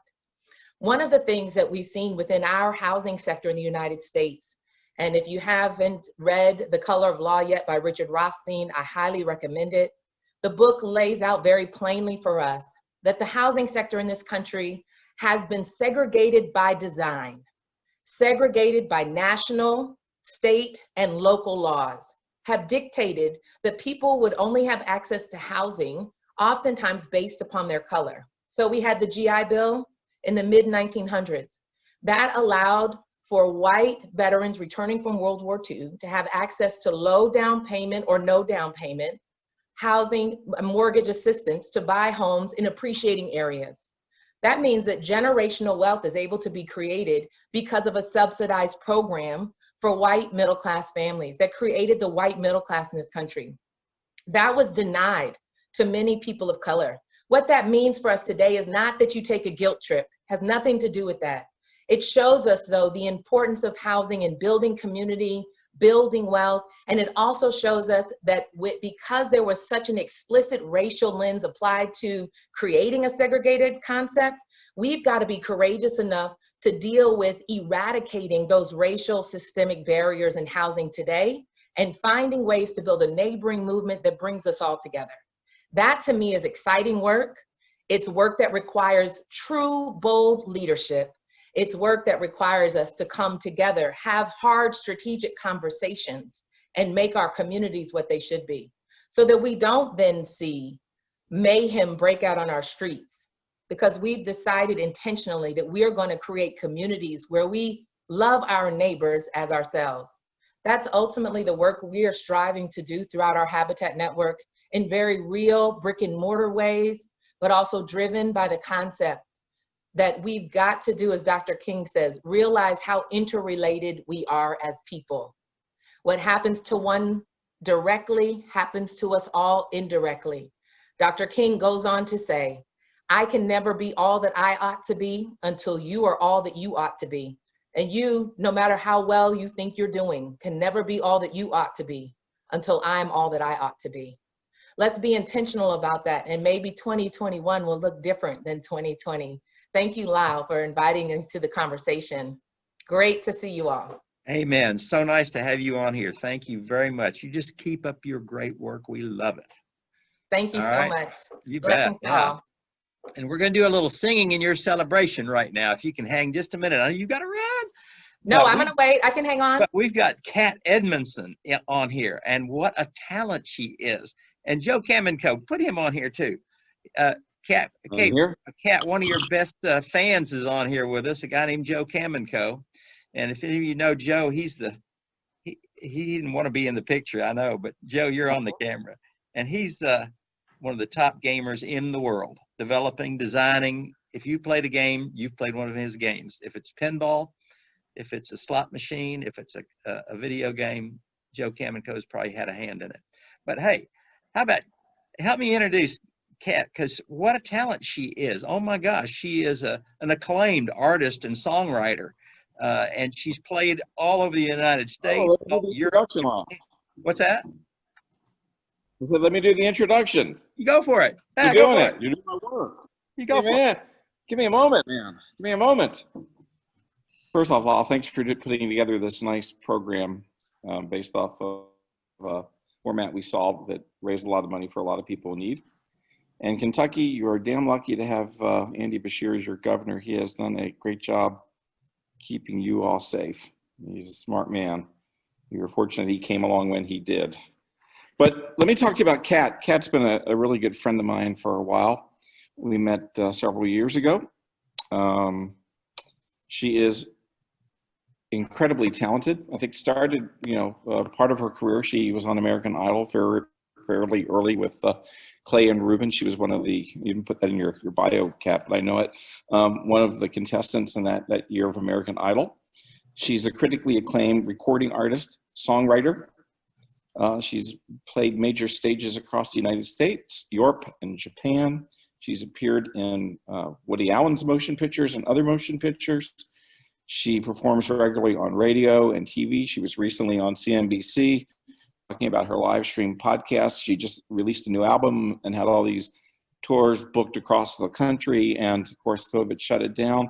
She has been kind enough to come and appear for us today, along with our other incredible talent that I've already heard from our beautiful singing soprano and Nicholas and others. People say her music is like fairy dust, and she's in New York right now. And everyone, I want to introduce you to my friend Kat Edmondson. Kat? Hi, I'm Kat Edmondson. I was on a 40-city tour promoting my record, Dreamers Do, when the pandemic struck and I had to return home. 3 weeks later, I started the Kat Edmondson Show right here in my home, and I've been live streaming every Sunday night. We've had 33 episodes so far, so I hope you'll join me at kat.live.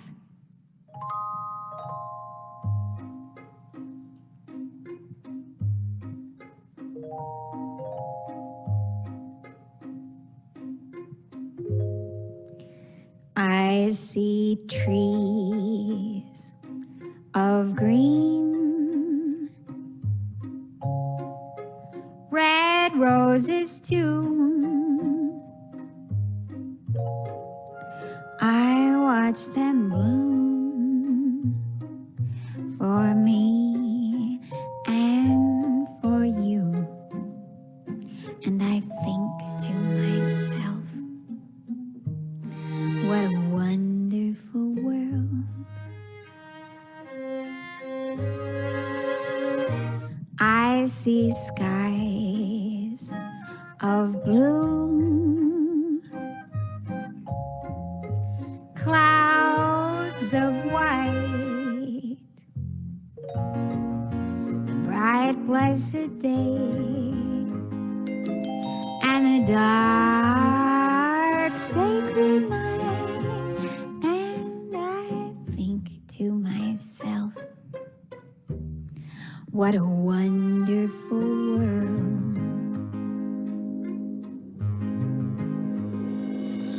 The colors of the rainbow, so pretty in the sky, are also on the faces of people passing by.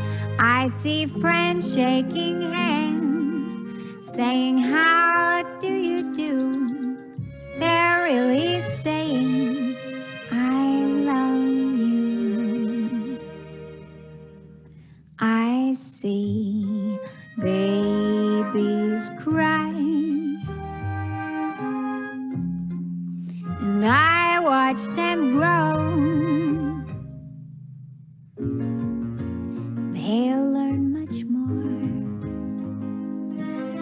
than I'll ever know. And I think to myself,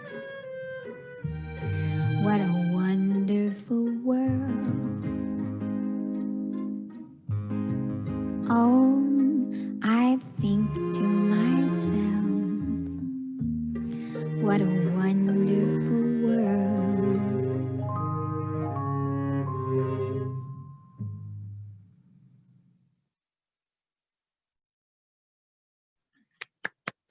Thank you, Kat. And I think Kat's on here. She's going to say a few words.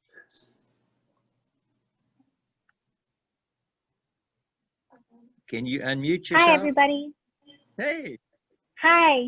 Hi, Lyle. Thanks, Joe, for that introduction. And it's been wonderful to hear everyone today and hear all of the other talent on the call today. And I wanted to say that I love what Natasha was talking about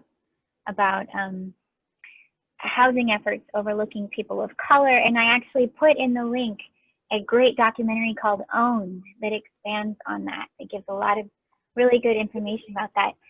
It's a friend of mine, a guy that I went to high school with actually, that made that documentary. So it's really informative. But thank you all, and I'm just grateful to now know you. It looks like you have some reading to do. Thank you. Thank you. That was really great. And I know you were supposed to be at Eastern Kentucky University for a concert this year, and I think that got postponed. So when you come here, we'll all gather. We'll have a special section to cheer you, okay? Oh, thank you. I'd love that. That'd be cool. Thanks a lot. Wow, what's going on next here? Who's next on our agenda? I think Brad Patrick has a special guest. Brad. Yeah, we're going to be short on the intro here, but there's a person I want you to introduce to you. He's been here since July of 2018. He's the Dean of our University of Kentucky's College of Business Education. Simon Sheether is our 8th Dean at the college. And, you know, I've got a lot of really great stuff here about him, but he joined us after 13 years at Texas A&M. And there's a couple of key words. He personally started, that's an emphasis, and then he used innovative ideas and technology to deliver courses. And we're so happy he's here because under his leadership, the Gatton College has been able to pivot very quickly to be to deliver the information and education that we need to students. And when he starts speaking, you're going to notice one thing: he ain't from around here. And a guy with great energy and positive, and he has been the great leader of our culture at Gatton. And when you spend a few minutes with him, you want to run out of there and go do something. So Simon, what do you have to tell us, Simon? Thank you, Brad. Thank you for the kind introduction. I'm glad you got straight to straight for the viewers that I moved to Kentucky from Texas, that I'm not from Kentucky. No, I'm originally from Australia. So, and it's a delight to be a part of such a wonderful program. So let's talk about pre-COVID. The Gatton College has a long tradition of partnering with local businesses across the whole state of Kentucky. There's a very famous story about how some of our professors provided advice for the Tempur-Sealy merger that Brad was involved in. We also have a one-year MBA where students do projects in each semester called Project Connect. And then along came COVID. It was the 14th of February. I was in Milan, Italy. I was at a business school, a business dean's conference. And I remember standing in the line to leave the airport feeling quite nervous because they were measuring temperatures.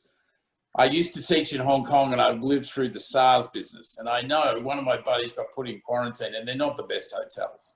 So I was standing there feeling very nervous about, I'm feeling a bit warm here. I hope I'm not going to get caught.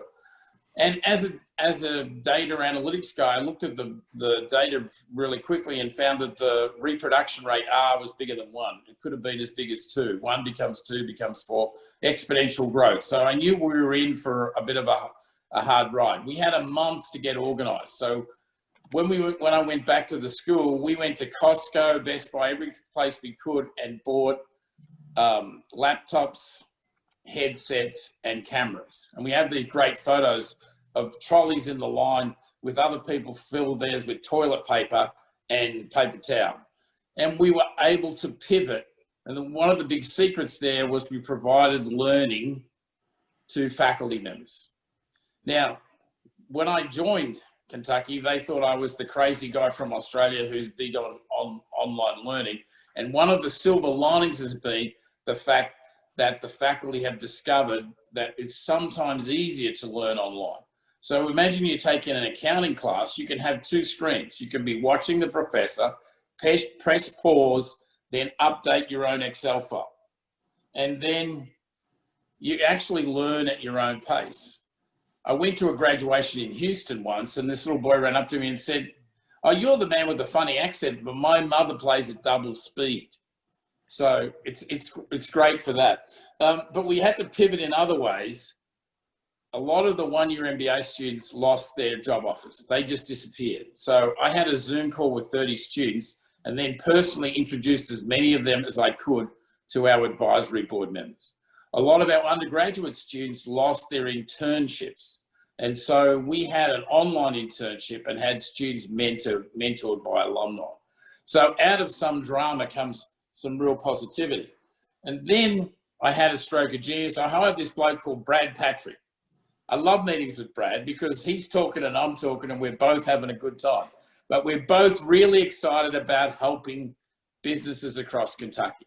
So we have all these PhD students who have great ideas that are in need of places to test these out, to partner with businesses.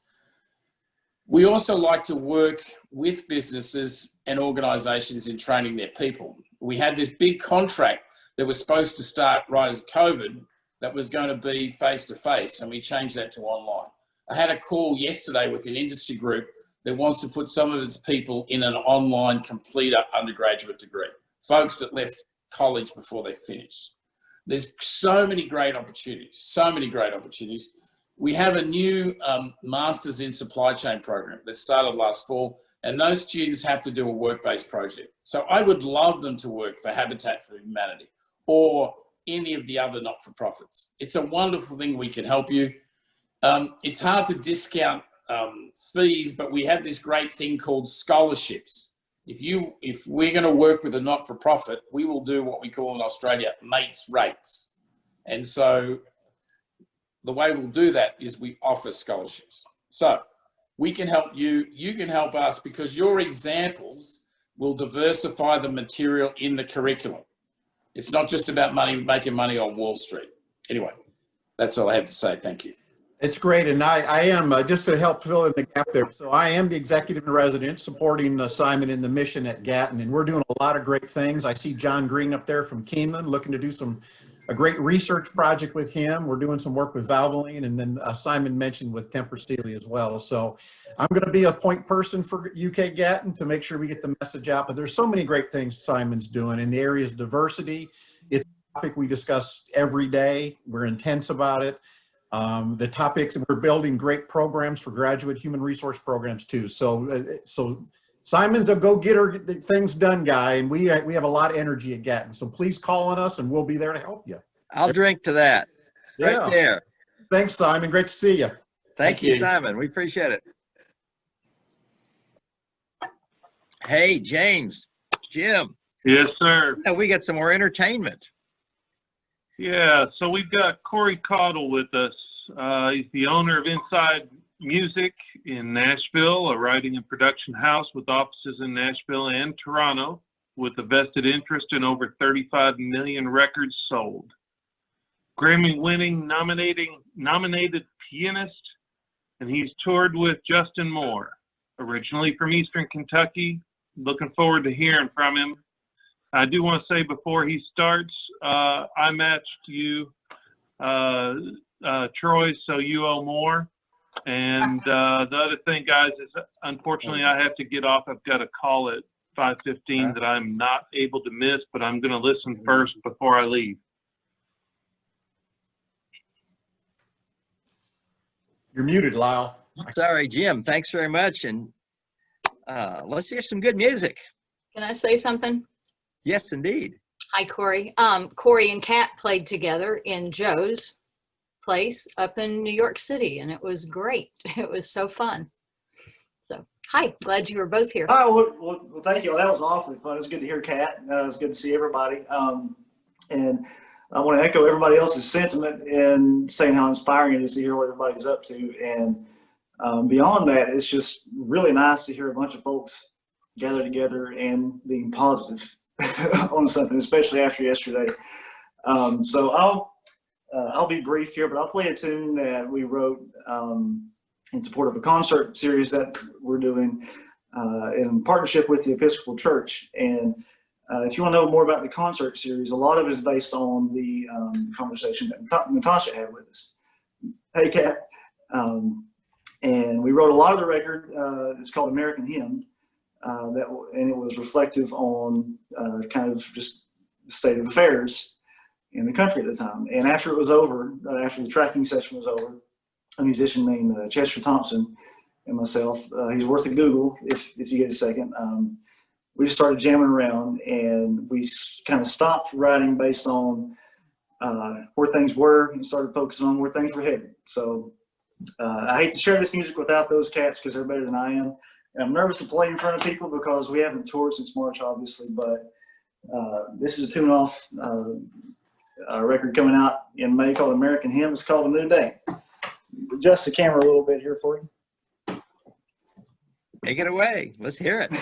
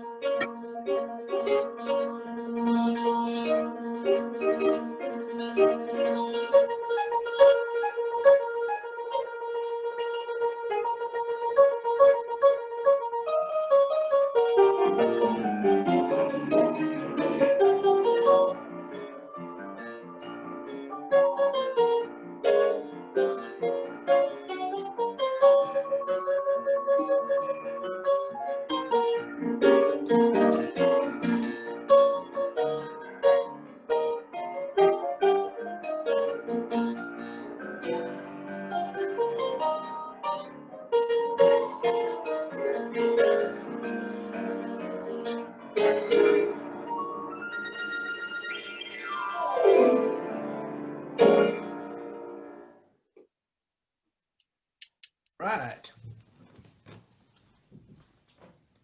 Oh, that was great, Corey. Thank you very much. Keep things hot down in Nashville. Keep cranking out the music. That was really fun. Thank you very much. If you're talking, I can't hear you. Oh, sorry. That's okay. But that was awesome. Hey, we're getting ready to hear from the head of the Kentucky Chamber of Commerce, Ashley Watts. She's the president of the Kentucky Chamber of Commerce. She started that job back in November 2019, but she worked for the Chamber for about 10 years before that. Ashley, it is so nice to see you. You are doing a terrific job. And oh my goodness, you had an annual dinner tonight. And you postponed that just so you could join. No, wait a minute. Maybe it had something to do with the governor's State of the Union, right? Yeah, I said usually if we had a big annual dinner that I had to reschedule with 1,500 people in downtown Lexington with big dinners, I would be a little bit more panicked. But Zoom meetings are pretty easy to reschedule these days. So Isn't that the funniest thing? You don't have to. 2020, but it's now 2021, I guess. Yeah. Well, we appreciate your staying with us. I know we're running a little long. I apologize to you and the other people that are beyond you. We still have some great speakers. So thank you, everybody, for hanging on this line. Ashley, tell me what's going on. Well, thank you, Lyle. I'll make it quick so everyone can maybe get to their dinner or whatever they're going to do. And thanks to Lyle, he is the former chairman of the Kentucky Chamber, and we've just really enjoyed working with him over the last couple of years in my role. I think after the dark day that we saw yesterday, it's really inspirational to see a group like this come together for a good cause. The music has been incredible, and I think things like this really do give me hope, people gathering to do good things for people. We all know what has happened the last 10 months as our world has really turned upside down, and the business community was hit with a crisis, obviously, that was out of their control. Businesses, as we know, were shut down.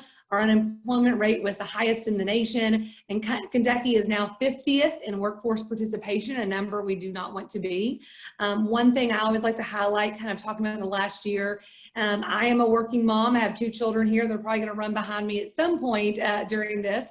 But women left the workforce at 3 times the rate as men in the last 10 months. And so there's been, obviously, as you all know, a lot of struggles going on in the last year. So as the Kentucky Chamber, we are the largest business association in the state. And we really decided last March, when everything happened, that we were going to dedicate everything we did to helping any business who needed anything. And so we answered questions about PPE, PPP. These are all acronyms that a year ago, none of us knew what they were. And now all of us talk about them pretty frequently. We really tried to help business figure out if they could stay open, if they needed loans. And we talked to a lot of businesses in Kentucky, small businesses, large businesses, everything in between. And at the end of every conversation I had, they always said, now how can I help? And I always think when you look at Kentucky over the last year, it really is the spirit of resiliency that I think will carry us through and get us through this. You see business owners that have retooled everything to make sure that their staff and their patrons are safe. You see our distillers that completely retooled their operations to make hand sanitizer instead of bourbon. And you really just saw everyone coming together for a common good. But it's really going to take a team effort as we come out of this. And so it's important that we all do everything that we can. And that means supporting all these wonderful organizations, which you guys have been doing this afternoon, and helping all of our Kentuckians get back on their feet. It's obviously been a hard 2020. The last couple of days have been difficult, but I do think that there are brighter days ahead, and people like you all are going to help us get to the other side of this. And so I just want to thank you guys for participating and for giving what you can. And I would be proud to introduce, I think, the next speaker, Lyle, if that's okay with you, someone to whom I owe a great deal of gratitude to. I'm going to introduce Paul Thompson, who is the president of LG&E. And Paul was the chairman of the board of the Kentucky Chamber 2 years ago, and he also headed up the search committee for the new president. And I was fortunate enough that they chose me. And so Paul and I have gotten to know each other the last couple of years, and he and Pamela are just terrific people. We've traveled to Canada with them on a Kentucky Chamber board trip that Lyle also participated in, and he is just a great leader in Kentucky's business community. So at this time, Paul, I will turn it over to you. Welcome, well, Paul. Thank you, Ashley. Yes, thank you, Lyle, as well. Ashley, great work for the Chamber that you're doing. I hope you can continue. I know you will continue into 2021, so thank you very much for all of that. I'm very happy to be here on behalf of all the employees of LG&E and KU. I also want to say thank you, as others have, to Lyle for putting together this initiative. It's a great initiative to support the 4 nonprofits that are involved here. We really appreciate, as has been said many times, the difficulties that are out there for everyone. And these 4 institutions are doing a great job to help remedy some of that fallout from this COVID-19 situation. Also want to appreciate Lyle on another factor, that was involved with Habitat for Humanity, Kentucky Habitat for Humanity. Many of you may not know that he was behind the idea of getting our company, LG&E and KU, together with Habitat.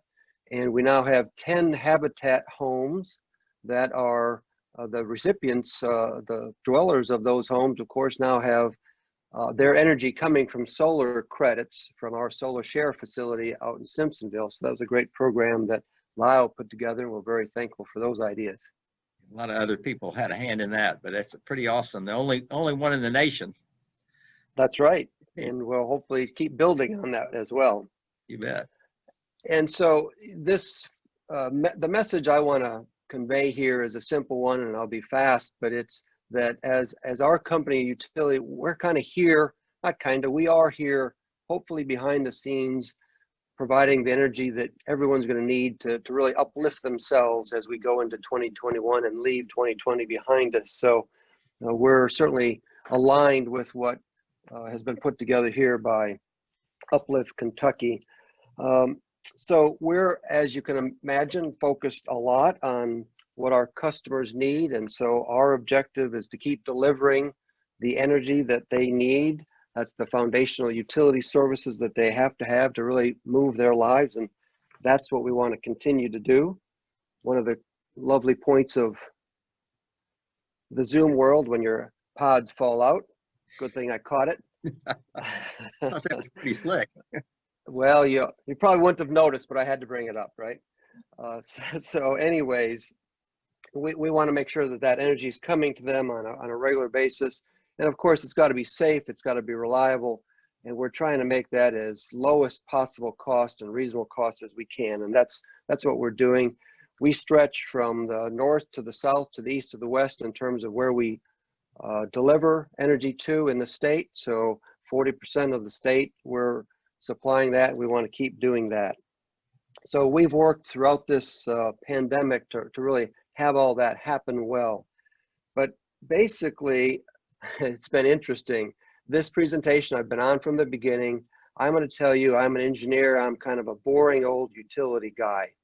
And so to have the entertainment and other messages that have been presented, I feel a little less than adequate.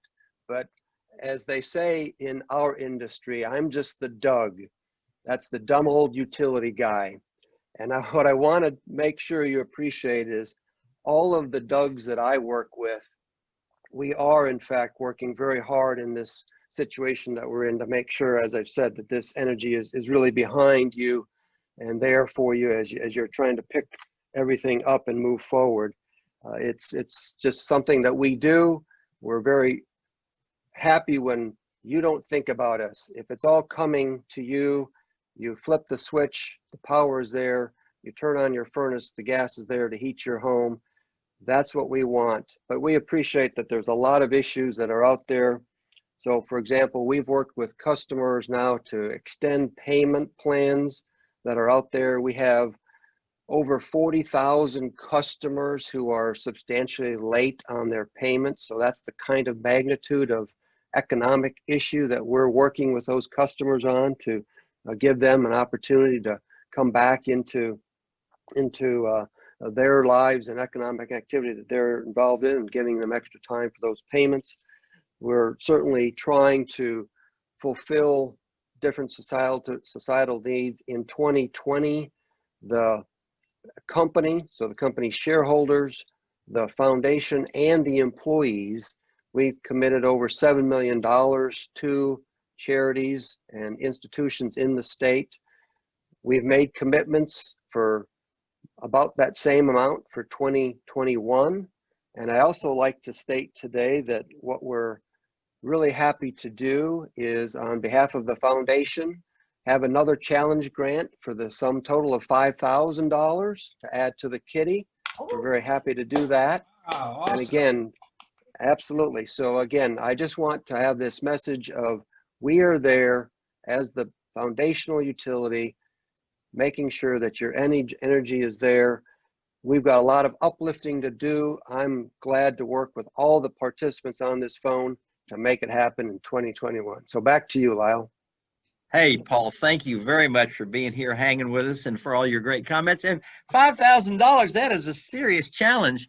We got to raise a little more money here tonight before we wrap up. So thank you very much. Keep it going. We got to keep it rolling. Thank you very much. Let's do it. You know what? I've got another person I'm going to introduce you to you, and I kind of saved her for myself. We've heard from the other three charities, okay? We heard from Nourish LEX, and we heard from God's Pantry, you heard from Goodwill, and now you're going to hear straight from the woman that's the executive director of Kentucky Habitat for Humanity.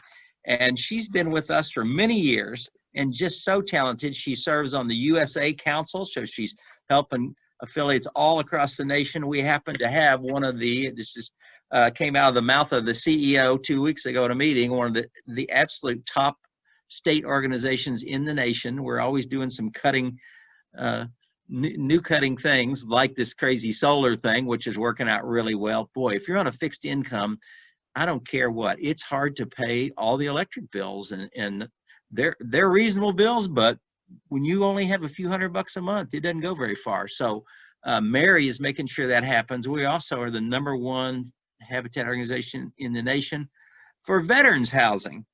And in fact, we're hosting a national conference next year. So I'm going to shut up and leave something you say, Mary, because I love hearing from you. Let us have some of your energy.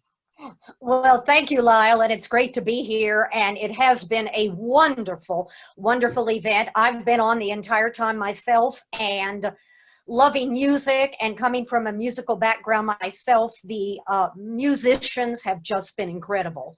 Oh, I forgot to say, she's 25 years in New York City and performing in New York and Europe, because she's a musical performer, operatic performer. Awesome. Go ahead. Well, not for a while, but anyway, but thank you. And I've got to mention, first of all, how lucky we are as an organization, because not only do we have Lyle Hanna as the chair of our Kentucky Habitat State Board, but you've also heard from board members Heather French Henry. Also coming up, you will hear from another board member of ours, John Petroff with CHI, or formerly CHI Lexington Healthcare. And it's just incredible. We are so incredibly fortunate, and some of our partners on this call, Mr. Thompson, and I know earlier Lisa Keels, I saw that she was listed on the call with LG&E KU. What an incredible partnership this has been, it is, and it will be going into the future. And even one of our other executive directors of one of our affiliates in Western Kentucky, the newly merged Habitat for Humanity Pennyroyal region that serves now Hopkins County, Christian County, and Webster County. So we are, and I am one lucky person to be able to work with all of you. And also Natasha Reed Rice, who I know I saw the comments in the chat box, for her delivery and what the message that she delivered to us. She is incredible, and how fortunate and proud I am that she is with Habitat for Humanity International. But I want to just, a few things, I want to give you a few statistics, but I want to say a few things about our organization. Habitat for Humanity seeks a world in which everyone, and it is a human right, that everyone has a simple, decent, affordable place to live.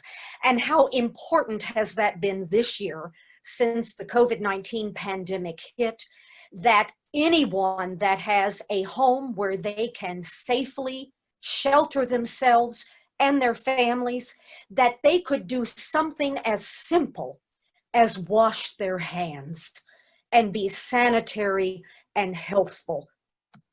This is so incredibly important. You know, Dr. King, Martin Luther King's vision of building a beloved community here on earth, a place that doesn't eliminate our differences, but celebrates them, allows for tension, undergirded by love, and leads to transformation. And that's what Habitat wants to do. Thanks to Heather French Henry, now and formerly when she was the commissioner of our Kentucky Department of Veterans Affairs, that we have now served, going on probably after this coming fiscal year, 300 veterans in critical home repairs, but also offering them first-time home ownership and a decent, affordable place to live. Thank you for her support. Also, in Kentucky, Kentucky Habitat serves 35 Habitat affiliates in 51 counties. We do an average of about 250 to 300 homes, repairs, rehabs, new construction every year, but we have to date served over 5,000 and built over 5,000 homes. We have served over 16,000 Kentucky adults and children. We have amassed 6 million volunteer hours on site with our volunteers working right next to our Habitat families, soon to be Habitat homeowners. And this is an overall investment and impact in the Commonwealth of Kentucky of close to $200 million in affordable housing. We've done so much, but yet there is so much more to be done. So anyone who is left here on the call, dig deep in your hearts.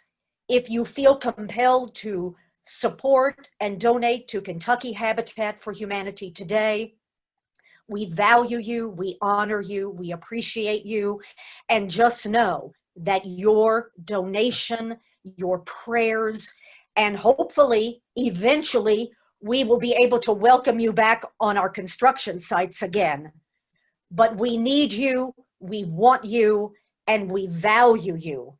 And thank you so much for all of you being on this call and what you are doing in your own world, so to speak, with your own careers. And really, God bless you and God bless everyone on this call. Thank you, Lyle. Thank you, Mary. Appreciate it. Keep up the good work. All right, guys, we're nearing the finish line. Thank you so much for the contributions you've made, and I hope that you'll keep them coming because we still need to raise a little bit more. But I want to introduce right now Mr. John Petrov. And you look like you're doing some serious work there, John. You must still be working. I'm getting situated. So for everybody on the call, I moved to Kentucky about 3 years ago. I still have my old Kentucky home, and my family's down there in Georgetown, Scott County. I happen to be joining you all from Pennsylvania, North Central Pennsylvania, with the Guthrie Clinic in Sayre, PA. Nevertheless, I'm a board member with Kentucky Habitat for Humanity, and wow, I got a lot of big shoes to follow here.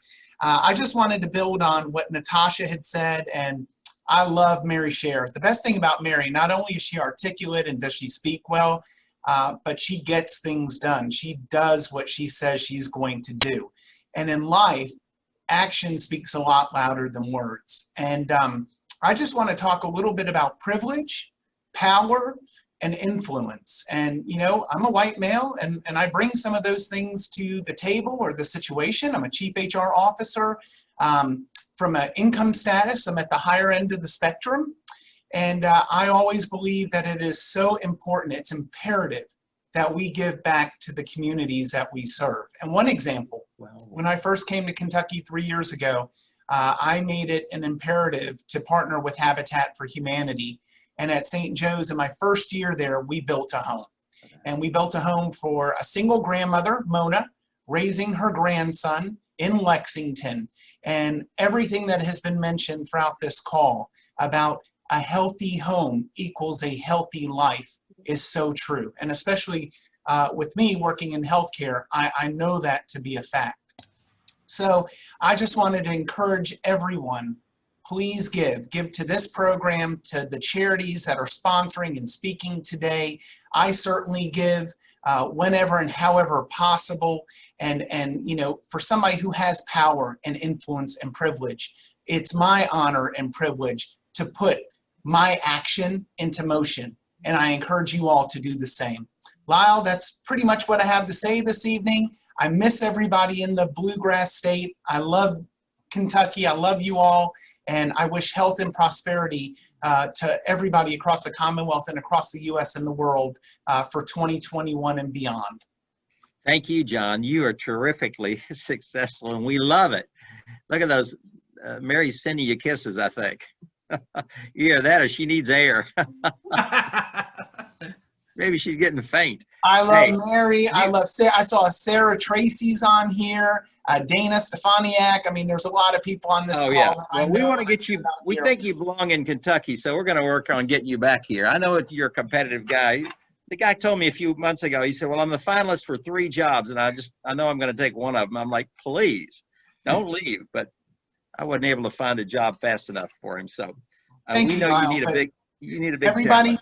thank you. Give what you can give, and you'll get back tenfold. All right, so that's the last challenge. You know what? We've got one more wrap up. Mr. Jim Richardson is going to sing a song, but before people drop off here, I want to make sure we match that money that Paul has put out there.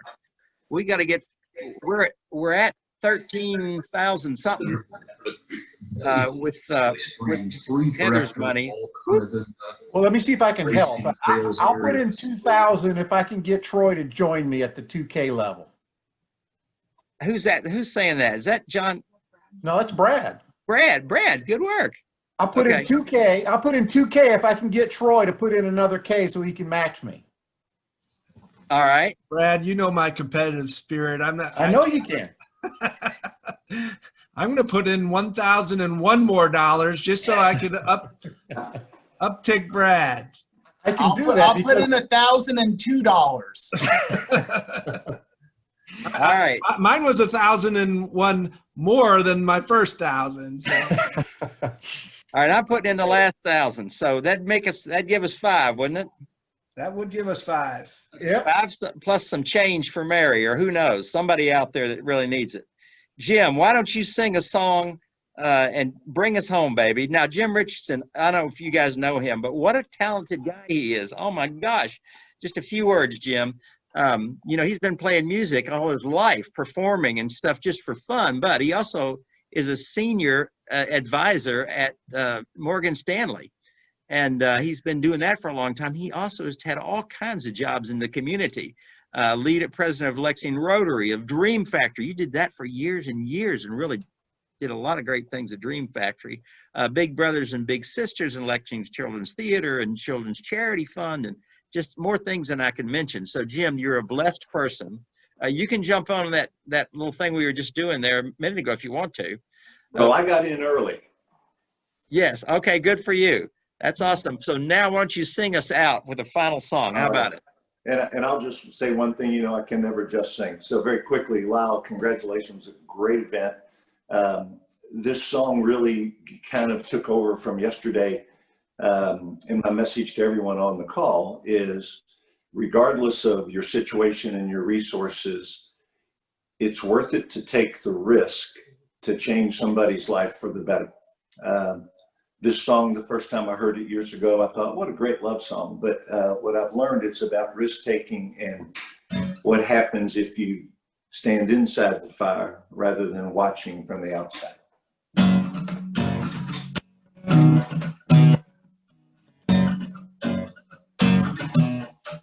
We call them cool, those hearts that have no scars to show, the ones that never do let go and risk the tables being turned. We call them fools who have to dance within the flame, who chance the sorrow and the shame that always comes with getting burned. But you've got to be tough when consumed by desire, 'cause it's not enough just to stand outside the fire. We call them strong, those who can face this world alone, who seem to get by on their own, those who will never take the fall. We call them weak, who are unable to resist the slightest chance love might exist, and for that forsake it all. There's some hell bent on giving, watching while Convinced it's not living if you stand outside the fire. Standing outside the fire. Standing outside the fire. Life is not tried, it is merely survived if you're standing outside the fire. And there's love that is burning deep in my soul, constantly yearning to get out of control, wanting to fly higher and higher. I can't abide standing outside the fire. Standing outside the fire. Standing outside the fire. Life is not tried, it is merely survived if you're standing outside the fire. Life is not tried, it is merely survived if you're standing outside the fire.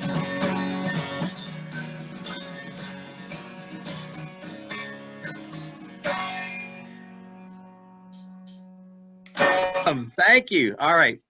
We're not standing outside the fire. We're getting in it. And thank you, everybody, for signing on here. Listen, we are at 18,921. And a team here that's been supporting me said, no, we're not doing that. We're going to round it up to a full 20. So we're going to end up the night with a full $20,000. You guys, thank you so much for hanging with us. It's been a blast. I tell you what. It's been an exciting, crazy week. Around us, there's a lot of craziness, a lot of fire. But we're jumping in and we're going to make a difference positively in your organization, in our community, with our families. Let's go home and give them all the love we've got. And please, we look forward to seeing you all again later. Some cool things. I'm not going to hang this line up immediately because you might want to read some of these comments that are coming by. What fun. Thank you all for joining us. God bless you.